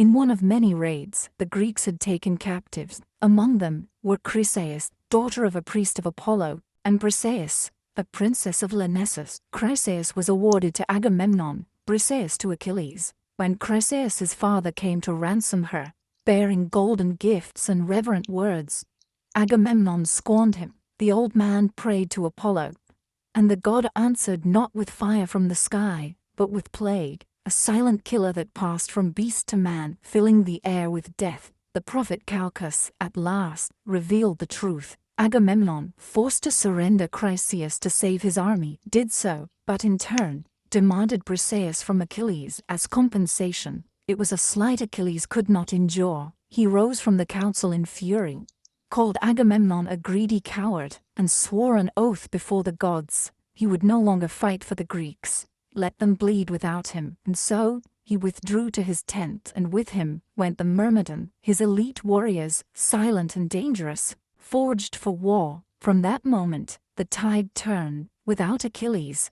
the Greeks began to suffer. The Trojans pressed harder. Hector, son of Priam and champion of Troy, led the charge with a quiet, noble fury. He was not Paris, who had brought the war, nor Deiphobus, who sought glory. Hector was the heart of the city, a husband, a father, a prince who carried the burden of his people not in pride, but in duty. Day by day the Trojans pushed the Greeks back to the sea. Ships were set ablaze, heroes fell. Protesilaus, the first Greek to leap ashore, had died in the first skirmish. Now Patroclus, friend and companion of Achilles, watched the losses mount with growing despair. Some say Patroclus was a friend, others a lover, but all agree he was the only one who could reach Achilles in his grief and fury. When the Trojans breached the Greek defenses and threatened to burn the ships, Patroclus begged Achilles to let him fight in his stead. He wore the hero's armor, rode his chariot, led the Myrmidons into battle, and for a time, the Greeks rallied. But Patroclus, flushed with borrowed glory, went too far. He reached the gates of Troy, and there he met Hector. Their duel was brutal, and it ended with Patroclus falling beneath Hector's spear, and with him fell whatever peace remained in Achilles' heart. When Achilles learned of his death, his grief shook the camp. He did not weep like a man, he howled like a storm god. Filled with rage and ruin, he returned to battle, not for glory, not for oaths, but for vengeance. His mother, Thetis, brought him new armor forged by Hephaestus himself, bronze that gleamed like the sun, a shield carved with the history of the world. Then Achilles went to war. No one could stand against him. He slaughtered men by the dozen, chariots overturned, blood staining the dust. He chased Hector around the walls of Troy 3 times before they met in single combat. Hector fought bravely, but Achilles was a fire no water could quench. He struck Hector down, pierced him through, and in rage, dragged his body behind his chariot, circling the city day after day, denying the dead prince the dignity of burial. It was Priam, the old king of Troy, who brought an end to that madness. At night, guided by Hermes, he crept into the Greek camp and knelt before Achilles. He kissed the hands that had killed his son. He spoke not as a king, but as a father, and Achilles, finally, wept. He returned Hector's body and gave Priam safe passage. For a moment, there was quiet in the war, but peace, as always, was fleeting. Achilles would not survive the war. A poisoned arrow, some say fired by Paris, others guided by Apollo, struck his heel, the only vulnerable part of him. He died in the dust, young and unmatched, and the war dragged on without him. The Iliad ends not with the fall of Troy, but with a funeral and a shared grief. Yet the war still loomed. The gods were not finished, nor were the Greeks. The wooden horse had not yet been carved, the gates had not yet opened, but the blood had been spilled, and the tide would soon turn. The war had bled the land dry. 10 years of siege had turned warriors into husks, kings into ghosts, and heroes into memories. Troy, once golden, stood behind its walls like an old lion surrounded by wolves. The sons of Priam had fallen one by one. Hector, the shield of the city, laid low by Achilles. Troilus, struck down while still a boy. Polydorus, slaughtered in betrayal, the Trojans fought with the desperation of men defending not just stone, but history, and yet they endured, year after year, while the Greeks grew weary and restless, beside their smoking campfires. Then, just as the gods began to turn their gaze elsewhere, the Greeks vanished. At dawn, the Trojans climbed their towers and saw no sails upon the sea. The ships were gone. In their place, on the plain outside the Scaean gate, stood a colossal wooden horse, tall as a temple, its flanks stitched from smooth plank cedar, its mane carved in honor of Poseidon. No soldiers stirred. No weapons clashed. The war, it seemed, had ended in silence. Troy did not rejoice easily. Priam, old and cautious, questioned what he saw. Others urged caution, but it was Sinon, a cunning Greek left behind, who broke the city's fate wide open. Pretending to be a deserter, he spun a tale so clever, it might have come from Odysseus's own mouth. The horse, he said, was an offering to Athena, a peace token left behind after the Greeks had sailed away. If the Trojans brought it into their city, it would guarantee their dominance for generations, but if they dared destroy it, ruin would follow. Only Laocoon, priest of Poseidon, spoke the truth. "Beware Greeks bearing gifts," he warned, and hurled a spear into the side of the horse. The wood groaned, something shifted within, but in that moment, as if the gods themselves had tired of warning men, a pair of sea serpents, great and coiled, with eyes like burning coals, rose from the surf and crushed Laocoon and his sons in their coils. The people, seeing this, called it a sign. Troy had refused the gods' gift once before, they would not do so again. With ropes and wheels, with cheers and hymns, they brought the horse inside their walls. That night, while the city feasted, and the fires died down to embers, a trapdoor in the belly of the beast opened, with a groan like thunder.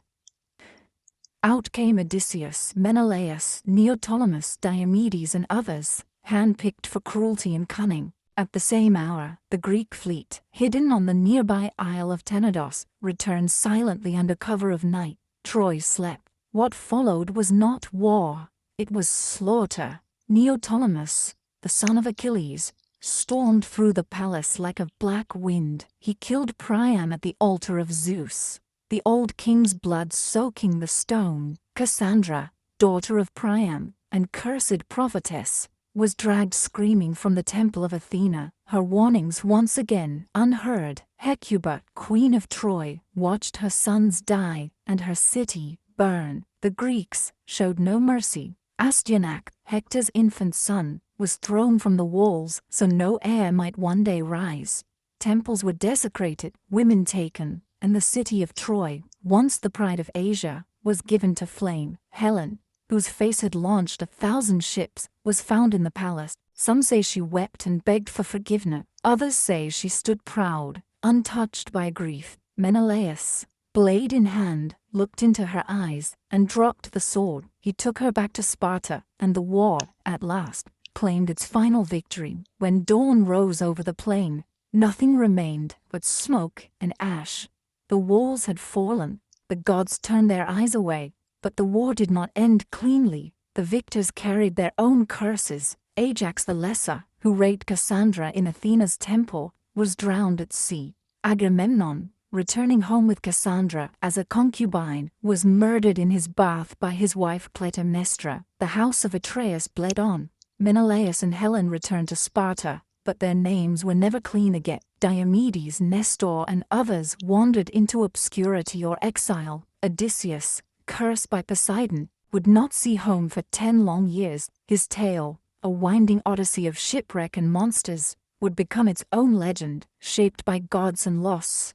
Only Aeneas, son of Anchises and Aphrodite, escaped Troy with his father on his back and his son by the hand. Guided by omens and stars, he carried the last ember of Troy westward, toward Italy. From his blood, so the Romans would later claim, came Romulus, Remus, and an empire even mightier than Troy. The fall of Troy was not just the end of a city, it was the end of an age, the heroic age, where men dined with gods, where glory mattered more than peace, and where fate was carved into flesh and stone. The wooden horse, the fire, the betrayal, the mourning women. These were the final notes of a song that began with an apple and ended in ruin.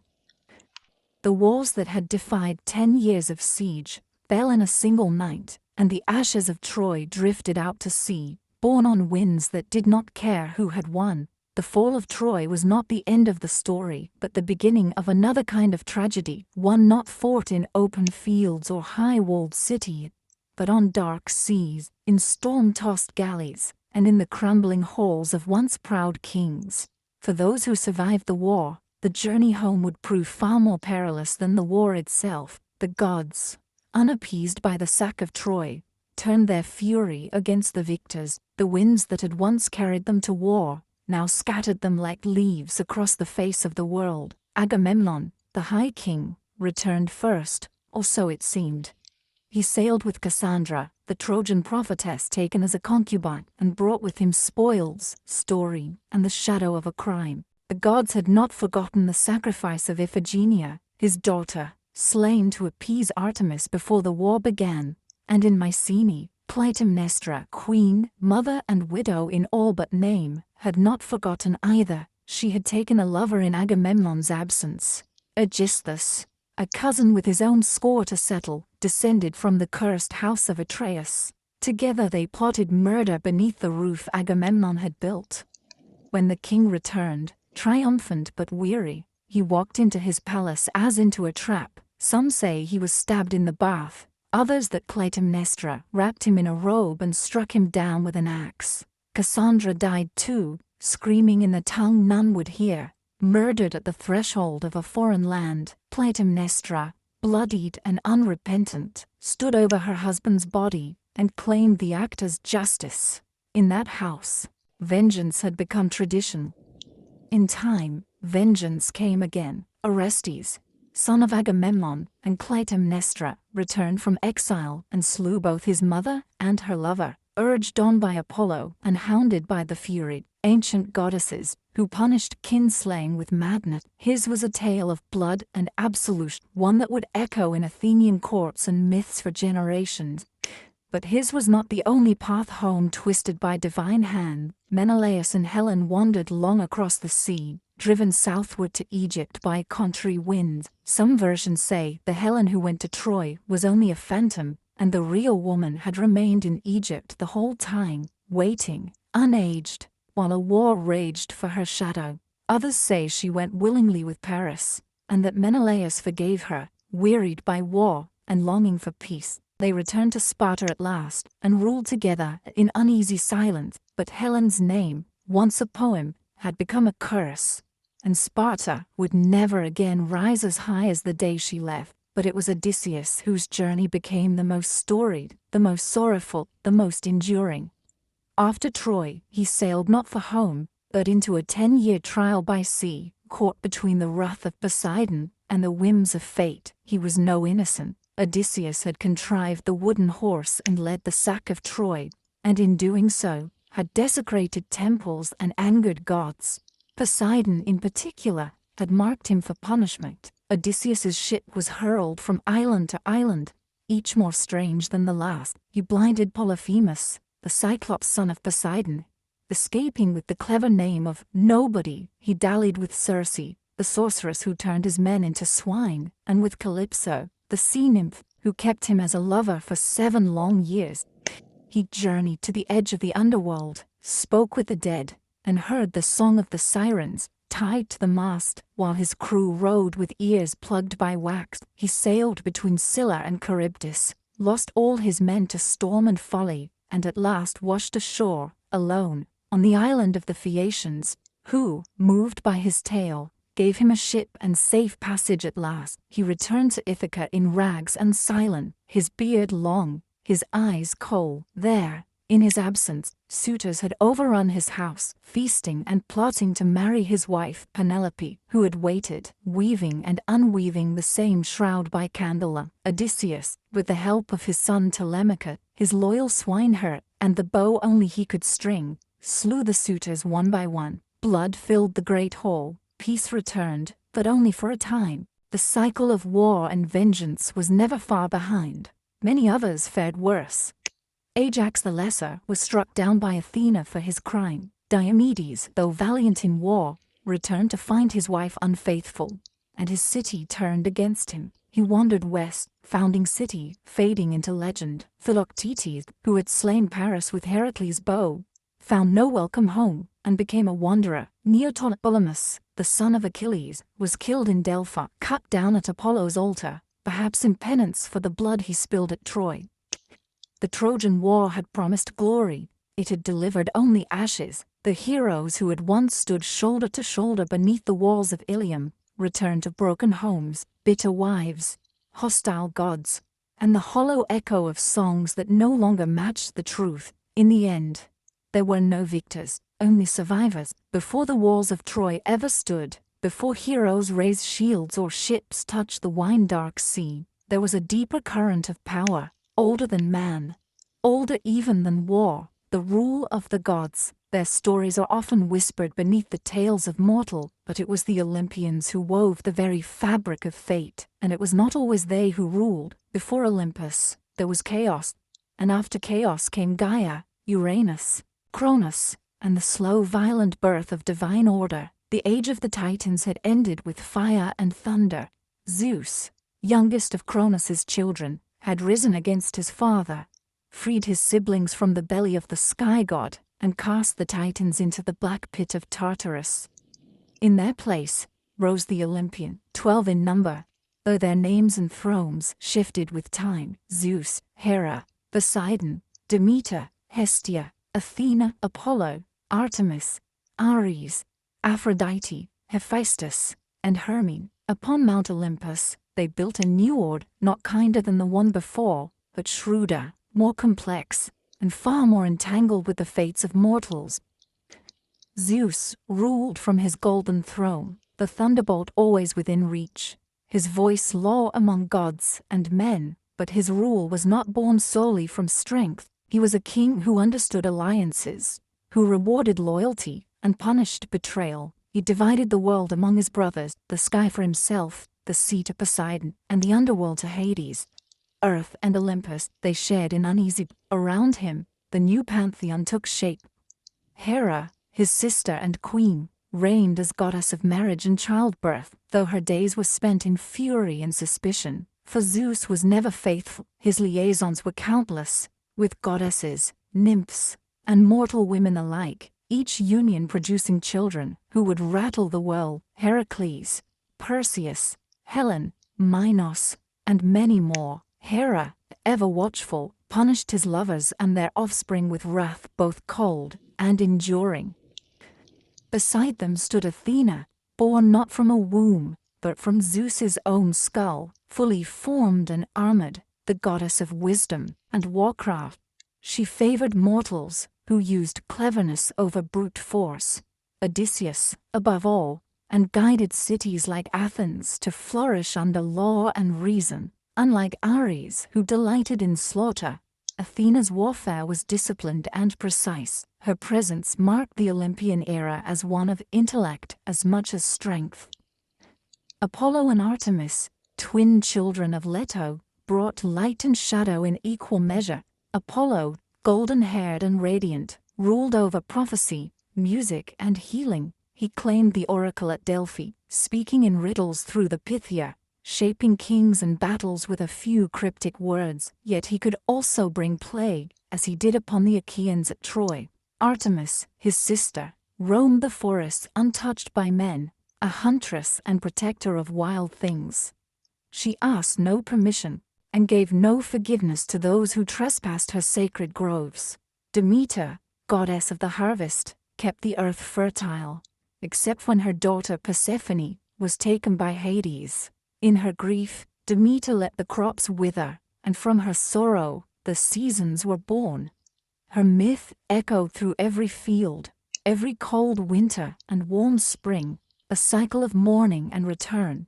Aphrodite, said by some to have risen from the sea foam where Uranus's severed flesh fell, ruled love and desire. Her beauty stirred both gods and mortals to madness. She bound men's hearts to ruin and pleasure alike. In the halls of Olympus, she was married to Hephaestus, the lame smith god, but gave her heart and body to Ares, the god of war. Together they embodied the chaos of passion and conflict. Hermes, Quicksilver son of Zeus, moved between worlds as messenger, thief, and guide of souls. He was the god of boundary, oath-keeper, and breaker of them. No door was closed to Hermes. He walked freely from Olympus to Hades, from feast to battlefield, a smile always playing on his lips. This new pantheon did not rule in silence. The Olympians were not distant creators. They were immanent, meddling, playing favorites, waging subtle wars through the hands of mortal. Unlike the Titans, who embodied elemental force, the Olympians were reflections of human nature elevated to divine scale. Their loves were messy, their grudges eternal, their pride vast. They helped and hindered as whim dictated. Cities were founded in their honor, sacrifices were burned for their favor, oracles spoke their will, and every home kept a flame for Hestia, goddess of the hearth, who asked for little and gave peace in return. Yet beneath all their grandeur lay a constant truth. Their power, though vast, was not absolute. They could be bound by oaths, tricked by mortal, and undone by time. Even Zeus, in his glory, was haunted by the same fear that doomed his father, that one day a child of his would rise to overthrow him. His union with Thetis was abandoned for this reason. She was wed instead to a mortal, Peleus, so that Achilles, her son, would die young and not ascend. In this, the Olympians were no different from men. They feared loss, clung to thrones, and fought to keep their order intact. But for a time, they ruled, their names etched into every marble temple, their deeds sung in every song, their symbols carved into shields and coin. The age of heroes had passed, but the gods still held dominion over the world of men. And yet, from distant lands and whispered prophecies came the faintest echo of change. New gods stirred beyond the horizon. The temples would not stay full forever, but Olympus, for now, still stood.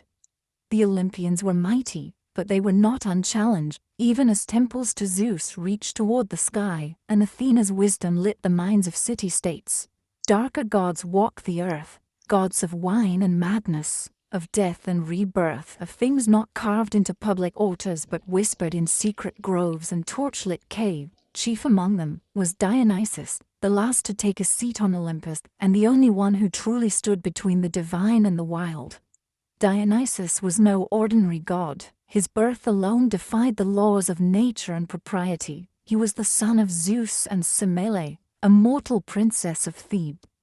When Semele, tricked by Hera, demanded Zeus reveal his true divine form, she was consumed by his thunderous radiance.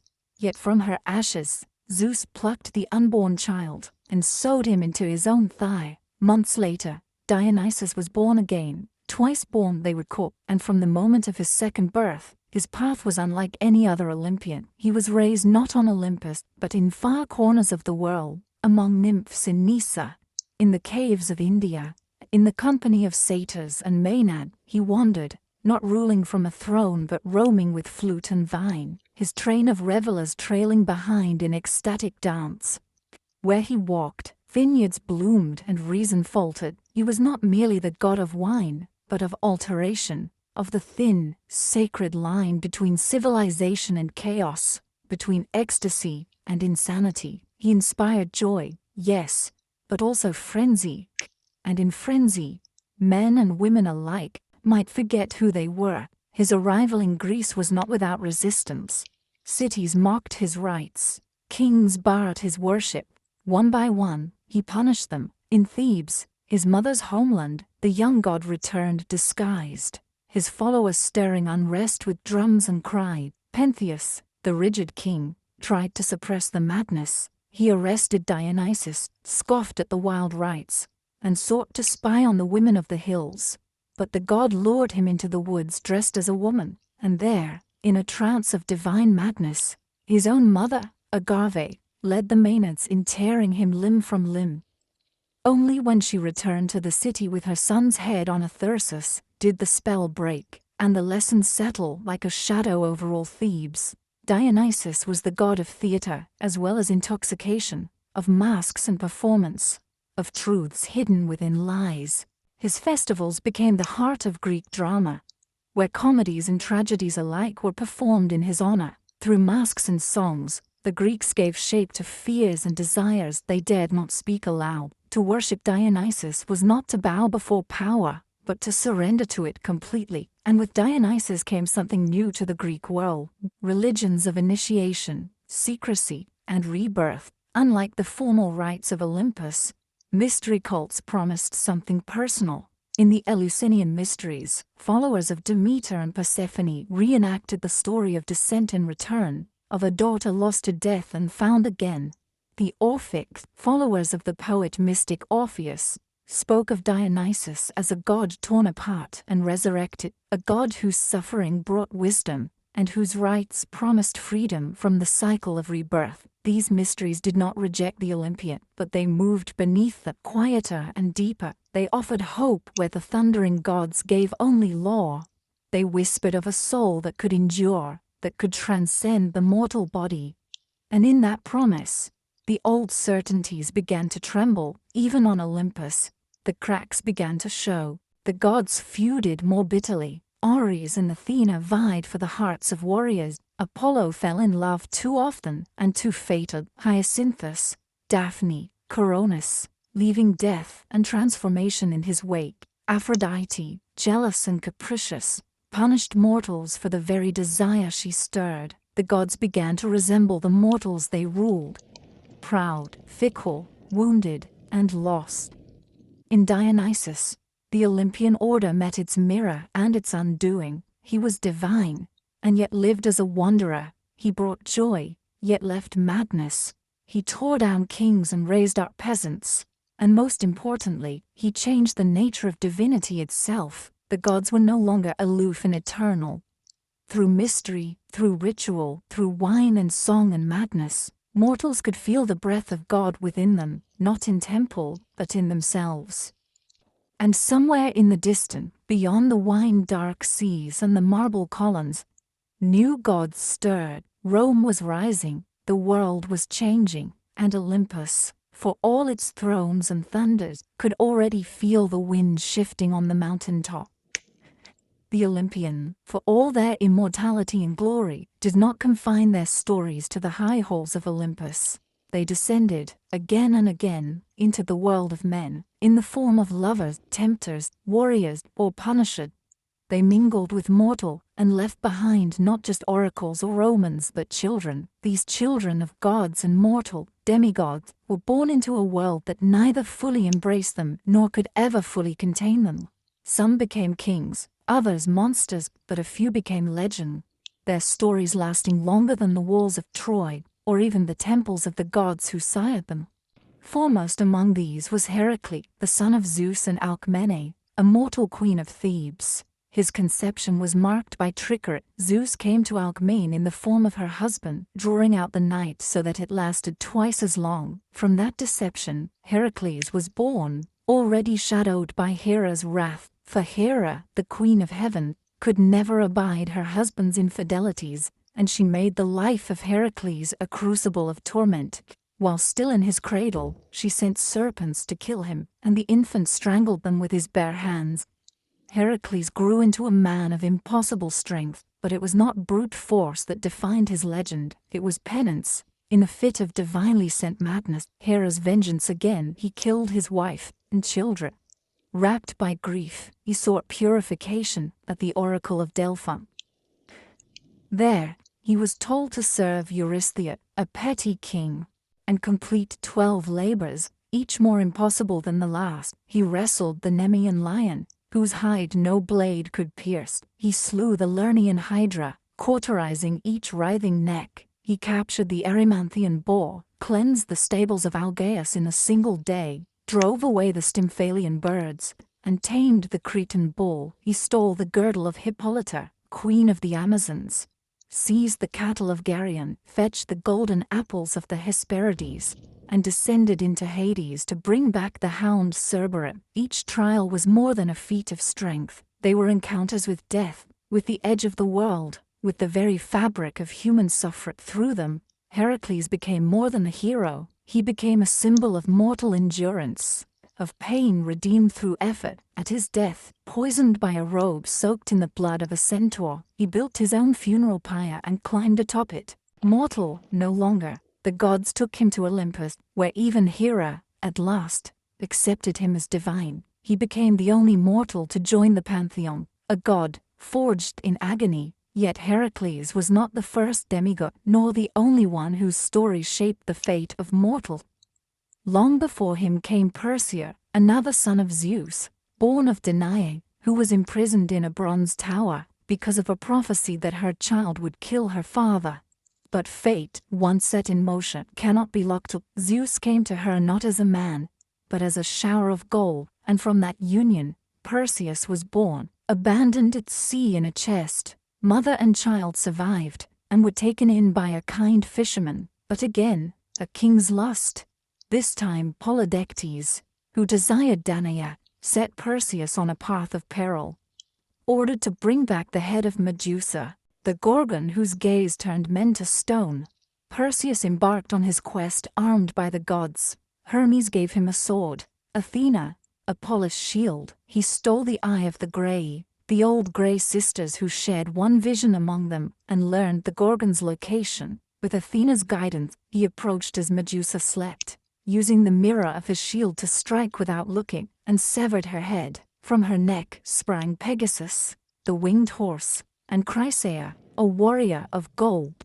Perseus escaped with their help, and on his return journey, rescued Andromeda from a sea monster, married her, and founded dynasties. His lineage would carry on to Heracles, linking their stories by blood and fate. There were others, Theseus, son of Poseidon, or Aegeus depending on the telling, who slew the Minotaur in the labyrinth of Knossos, bringing Athens into its first taste of empire. Bellerophon, rider of Pegasus, who killed the Chimera but flew too high and fell. Atalanta, raised by bears and swift as the wind, sometimes said to be the daughter of Artemis herself, who raced suitors and killed boars, but was undone by love and distraction. The demigods were never allowed peace. Their blood was too divine for comfort, too mortal for eternity. The gods watched them with pride and fear, for each one tested the boundary between Olympus and earth, and the mortals worshipped them, not just for their triumph, but for their struggle. They suffered, bled, and sometimes died, but in doing so, they became immortal in a way the gods never could. Through story, as the memory of Troy faded, as cities rose and fell, the tales of these children endured. They filled amphorae and temple friezes, echoed in poems and plays, and though the gods remained on Olympus, distant and growing more silent, it was in the lives of their mortal-born children that humanity found its mirrors, flawed, courageous, doomed, and glorious. In the world of Greek myth, power did not rest solely in the hands of gods or heroes. There was something older still, something deeper, humming beneath every choice and every death, every victory and every sorrow. Fate. It was not a god, though the gods themselves feared it. It was not a law, though it governed even the divine. Fate was a truth, a force like gravity, unseen but inescapable, woven into the bones of the world. The Greeks called it Moira, and sometimes she had faces, the Moirai, or fates, 3 sisters who spun, measured, and cut the thread of every life. Clothos spun the thread, Lachesis measured its length, and Atropos, the one who could not be turned, cut it when the time came.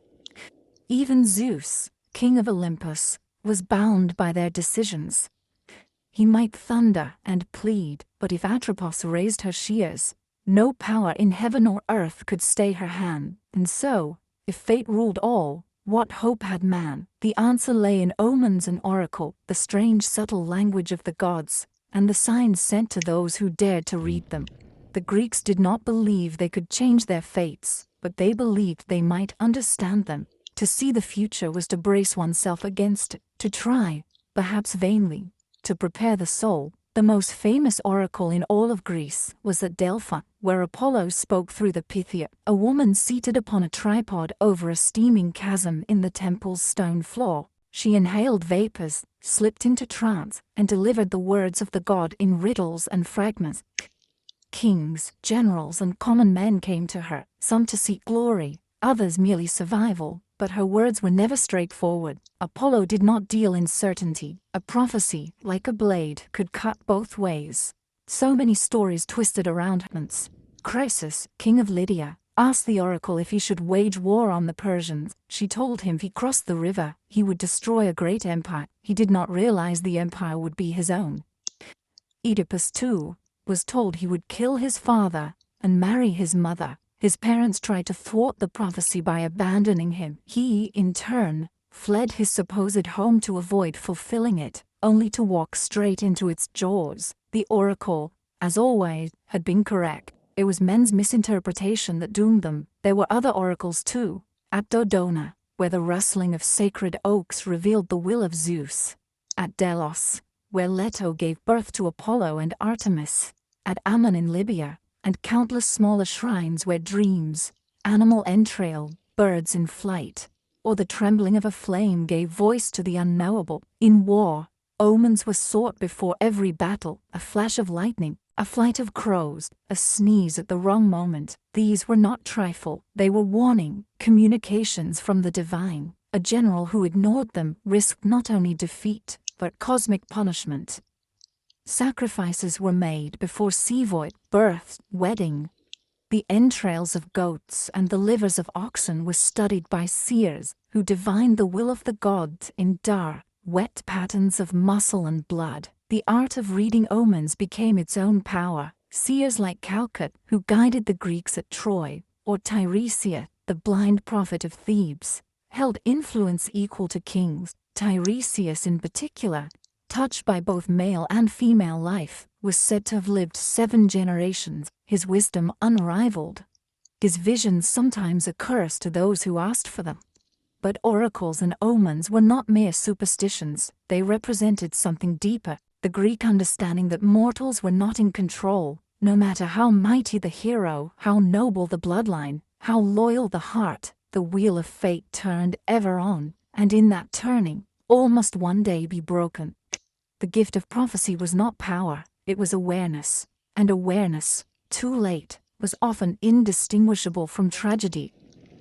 Still, men sought prophecy. They climbed mountain paths to Delphi, brought gold and goat blood, asked questions in trembling voices, for even if fate could not be changed, it could be faced. To know the storm was coming was not to stop it, but it was, perhaps, to die, with eyes open. In this tension, between knowledge and helplessness, between the known and the feared, the Greeks found meaning. Their stories were not about victory over destiny, but dignity within it. Even the gods watched the loom of the fates, unable to sever the threads they dislike. Hector knew he would die, and still strapped on his armor. Achilles knew he would not return, and still sailed to Troy. Oedipus sought to flee his doom, and instead ran headlong into it, and the Pythia kept breathing, year after year, whispering riddles in the smoke, her voice the cold breath of a world that had already decided what was to come.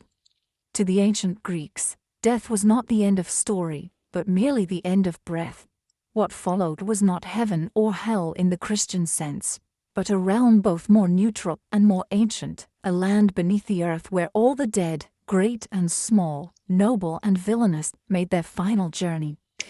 This place was Hades, named for the god who ruled it, and though it bore no flame, no pitchforks, no horned demons, it inspired a dread so deep that mortals seldom spoke the god's name aloud. They called him instead Pluton, the wealthy one, for all riches, all veins of silver and gold, came from beneath the earth, and so too the dead. The geography of the underworld was shaped not by logic, but by myth and memory.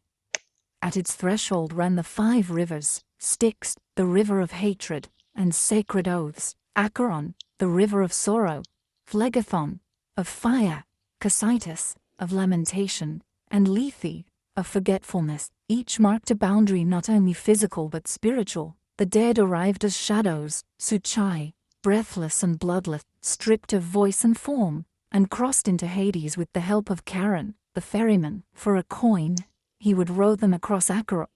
Those without proper burial, those who could not pay, were left to wander the shores for 100 years, whispering and weeping. Upon entry, the souls were met by Cerberus, the three-headed hound who kept the dead in, and the living out.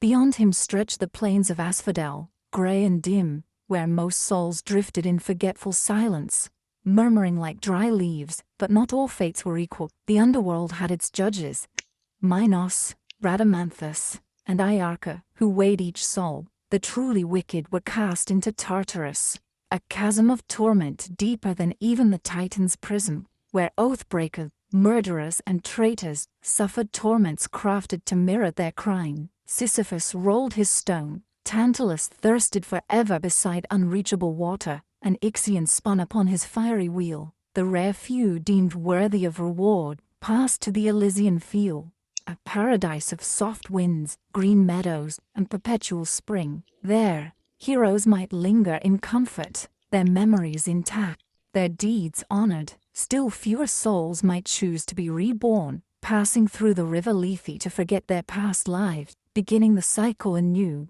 In later mystery religions, a soul might even hope to escape the wheel entirely and ascend to the stars, but such fates were rare and uncertain. At the heart of this realm stood Hades, stern and silent, a king without vanity. He did not seek worship, did not interfere in the affairs of mortal. He simply ruled, and he ruled absolutely. His realm did not change, and he preferred it that way. He was not evil, as later myths would paint him, but immovable, indifferent, the shadow cast by Zeus's storm and Poseidon's tide, and by his side stood Persephone, queen of the underworld, whose story, perhaps more than any other, reveals the strange duality of death in Greek thought. Persephone was the daughter of Demeter, goddess of the harvest. One spring day, as she gathered flowers, the earth split open, and Hades rose in his chariot. He took her, swiftly and without consent, down into his realm. Demeter, in her grief, let the earth wither. Crops failed, rivers dried, famine swept across the land. No prayer could sway her. She would not let the world grow green again until her daughter was returned. At last, Zeus sent Hermes to retrieve Persephone, but because she had eaten pomegranate seeds, 6 of them, or perhaps just one, she was bound to Hades. The compromise became a myth for the seasons. Persephone would spend part of the year in the underworld, and during those months, Demeter would grieve, and the world would grow cold. When Persephone returned, the earth would bloom. Life and death became a cycle, not a sentence. Over time, Persephone's role evolved. No longer merely a captive, she became a ruler in her own right, a queen of mysteries, who walked among the shades with quiet authority. In the Eleusinian mysteries, the great secret rites held outside Athens, her descent and return were reenacted each year, promising not only the return of the grain, but the hope of renewal for the soul. The underworld was not entirely sealed. A few mortals journeyed there and lived to tell of it. Orpheus sang his way past Cerberus and charmed Hades and Persephone, only to lose Eurydice with a backward glance. Heracles brought Cerberus to the surface. Odysseus, guided by Circe, sacrificed to the dead, and called up the ghosts of Tiresias, Achilles, Agamemnon. Each one told him that death was not glorious, only final. Better to be a slave in life than a king among shades, said Etiquette, once the greatest of the. And so the Greeks built their tombs with care. They buried the dead with coins for Charon. With weapons, wine, and song, they poured libations and made offerings at the family hearth, for the dead were never truly gone. They haunted dreams, sent signs, and sometimes, through rites and blood, could even be called back for answers best left unspoken. The underworld was a mirror of life, of memory, of justice without appeal. It offered no heaven for the faithful, nor hell for the faithless. It simply existed, vast and dark, ruled by a god who did not seek love or prayers, only silence. In that stillness, the Greeks saw the shape of eternity, and in the stories they told of Hades and Persephone, of shadows and judgment, of rivers and thrones beneath the earth, they gave death its place in the order of the cosmos, not as a punishment, but as a passage. Even the gods are not immortal, not in memory, not in power, and not in reverence. There comes a moment in every mythic cycle where the divine grows quiet, where once vivid figures fade from the edges of men's dreams, and thrones once built in thunder are worn smooth by time. For the gods of Olympus, that slow retreat began not with war or prophecy, but with Rome, and with a world that had grown restless under the weight of old story. The Romans did not destroy the Greek gods. They adopted them, gave them new names, folded their myths into Roman values and Roman conquest. Zeus became Jupiter, Hera became Juno, Poseidon became Neptune, and so on. An act of transformation, as calculated as it was reverent. Rome admired the grandeur of Olympus, but it reshaped the gods to better reflect its ideals: order, hierarchy, empire. Jupiter thundered not from a wild peak, but from the Capitoline hill, dressed in the robes of a lawgiver. The wildness of Dionysus became the cultured Bacchus, and Athena's fierce independence softened in the civic wisdom of Minerva. In literature, the myths lived on. Ovid, in his Metamorphoses, retold the old tales in golden Latin, often with irony, always with poetic grace. Virgil, in the Aeneid, made the gods instruments of fate, pulling strings behind Rome's founding, but something had shifted. In Homer, the gods strode the battlefield, naked in their passion, visible in the dust and blood. In Roman myth, they had become symbolic, distant, politicized. They no longer intervened as freely. They had become themes more than presences, and as the empire expanded, so too did its encounters with new gods and ideas. From the east came Mithras, a deity born from stone, slayer of cosmic bulls.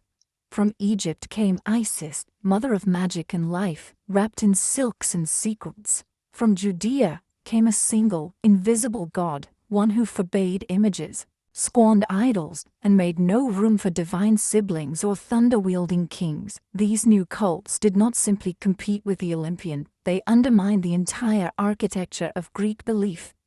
Where the old gods ruled by appetite and hierarchy, these new faiths offered moral clarity, unity, and salvation. At the same time, philosophy began to erode the mythic world from within. Thinkers like Xenophanes had long mocked the idea of gods shaped in the image of men, arguing that if oxen had gods, they too would look bovine. Plato admired the beauty of myth but cast doubt on its literal truth, suggesting the gods must be perfect and good, not the jealous, lustful figures who bickered on Olympus. Epicurus declared that the gods existed but took no interest in human affairs, and that fear of divine punishment was a superstition to be cast off. Even Stoicism, with its stern ethical code, saw divinity not in figures, but in reason itself, the logos that governed all. By the time the imperial cult arose, when emperors were declared divine and altars were built to mortal men, the line between myth and politics had frayed entirely. The gods of old became symbols, their temples kept more for tradition than belief. Farmers still left offerings to Demeter, and sailors still prayed to Poseidon, but fewer truly believed the gods walked among them. The flame on Olympus had not yet gone out, but it flickered low. And then came the final blow, not from a rival cult, but from a revolution of faith. Christianity, once a fringe sect of persecuted believers, began to spread across the empire, carried not by sword, but by word. Its God was unseen, singular, and omnipotent.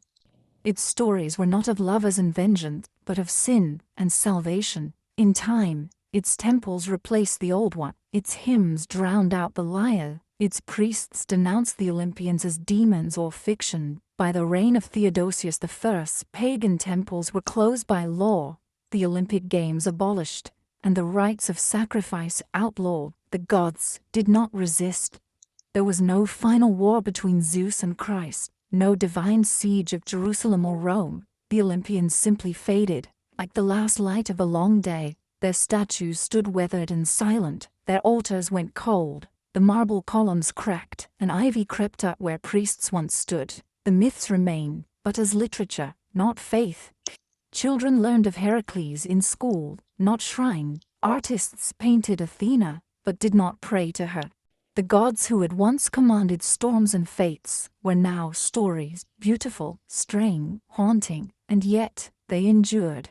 Even as their temples crumbled, they lived on in whispers, in poetry, in the architecture of Western imagination. They returned in Renaissance painting, in Enlightenment philosophy, in romantic epics, and modern retelling. They became archetypes of war and wisdom, of love and betrayal, of hubris and glory. The Greeks had given them human faces, and in doing so, had made them eternal in a different way. Though the temples fell, and the oracles fell silent, the myths of Olympus did not die. They became echoes, faint at first, like a distant lyre strummed in the wind, then louder, as time passed, and the world, once again, began to listen. For myths, unlike kingdoms, are not bound by stone and sword. They endure in the realm of imagination, and there, the gods have always found a way to return. During the long centuries of Christian dominance in Europe, the gods were not worshipped, but neither were they forgotten.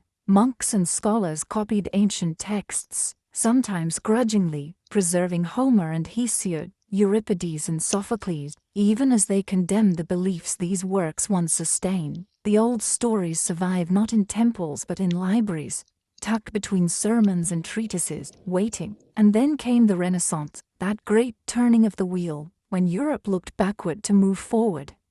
In the courts of Florence, in the chapels of Rome, in the minds of thinkers like Petrarch and Erasmus, the gods rose again, not as deities, but as symbols of human nature. Painters draped Aphrodite in seashells and light. Sculptors gave Apollo his bow and grace. Poets invoked the muse once more. Myth was reborn in marble and canvas, not altar and incense. The gods no longer ruled the sky, but they reigned in art. In the age of enlightenment, reason challenged superstition, and yet the myths endured. They were studied, translated, dissected. To Voltaire, they were allegory. To Goethe, they were mirrors of the soul. Romanticism followed, and with it, a return to the emotional, the tragic, the sublime. Writers looked to Oedipus and Antigone, to Orpheus and Eurydice, and found in them eternal questions. What is fate? What is love? What does it mean to be human? Then came the modern age. Myth was no longer confined to classical study. It appeared in literature, cinema, psychology, even comics. Carl Jung saw the gods as archetypes within the human mind, eternally re-emerging. James Joyce wove them into Dublin's streets. Rick Riordan reimagined them for schoolchildren in Manhattan. In Marvel and DC, the gods walked again, not in robes and sandals, but in armor and spandex, and always, in the background, there remained the old tale, unchanged. Odysseus still sailed, Heracles still labored, Persephone still rose each spring. They were not forgotten, they were simply translated, generation to generation, into new forms, new tongues, new dreams. Because myth is not fixed, it is living memory, shaped by those who carry it. What the Greeks gave us was not just a pantheon, but a framework, a way to explain the world, to wrestle with death, to honor beauty, to understand the self. Their gods were flawed, yes, but gloriously so. In them we saw not perfection, but potential, the agony of choice, the thrill of risk, the pain of hubris, the comfort of ritual. They told us what we might become, and what we must fear. Even now, in a world of science and silence, the myths still murmur. You hear them in stories of chosen heroes, in fallen stars, in the slow turn of the season. A girl descends, and spring waits. A king defies prophecy and loses everything. A mother grieves the son. The faces change, but the truths do not. The gods may have left Olympus, but they never truly left us. They walk quietly, in books and songs, in dreams and memories, in every tale that dares to reach beyond the mortal veil. They are not dead, they have simply moved. And now, the story ends. The winds on Mount Olympus are cut, the torches in Delphi are ash, but the myths remain. Good night.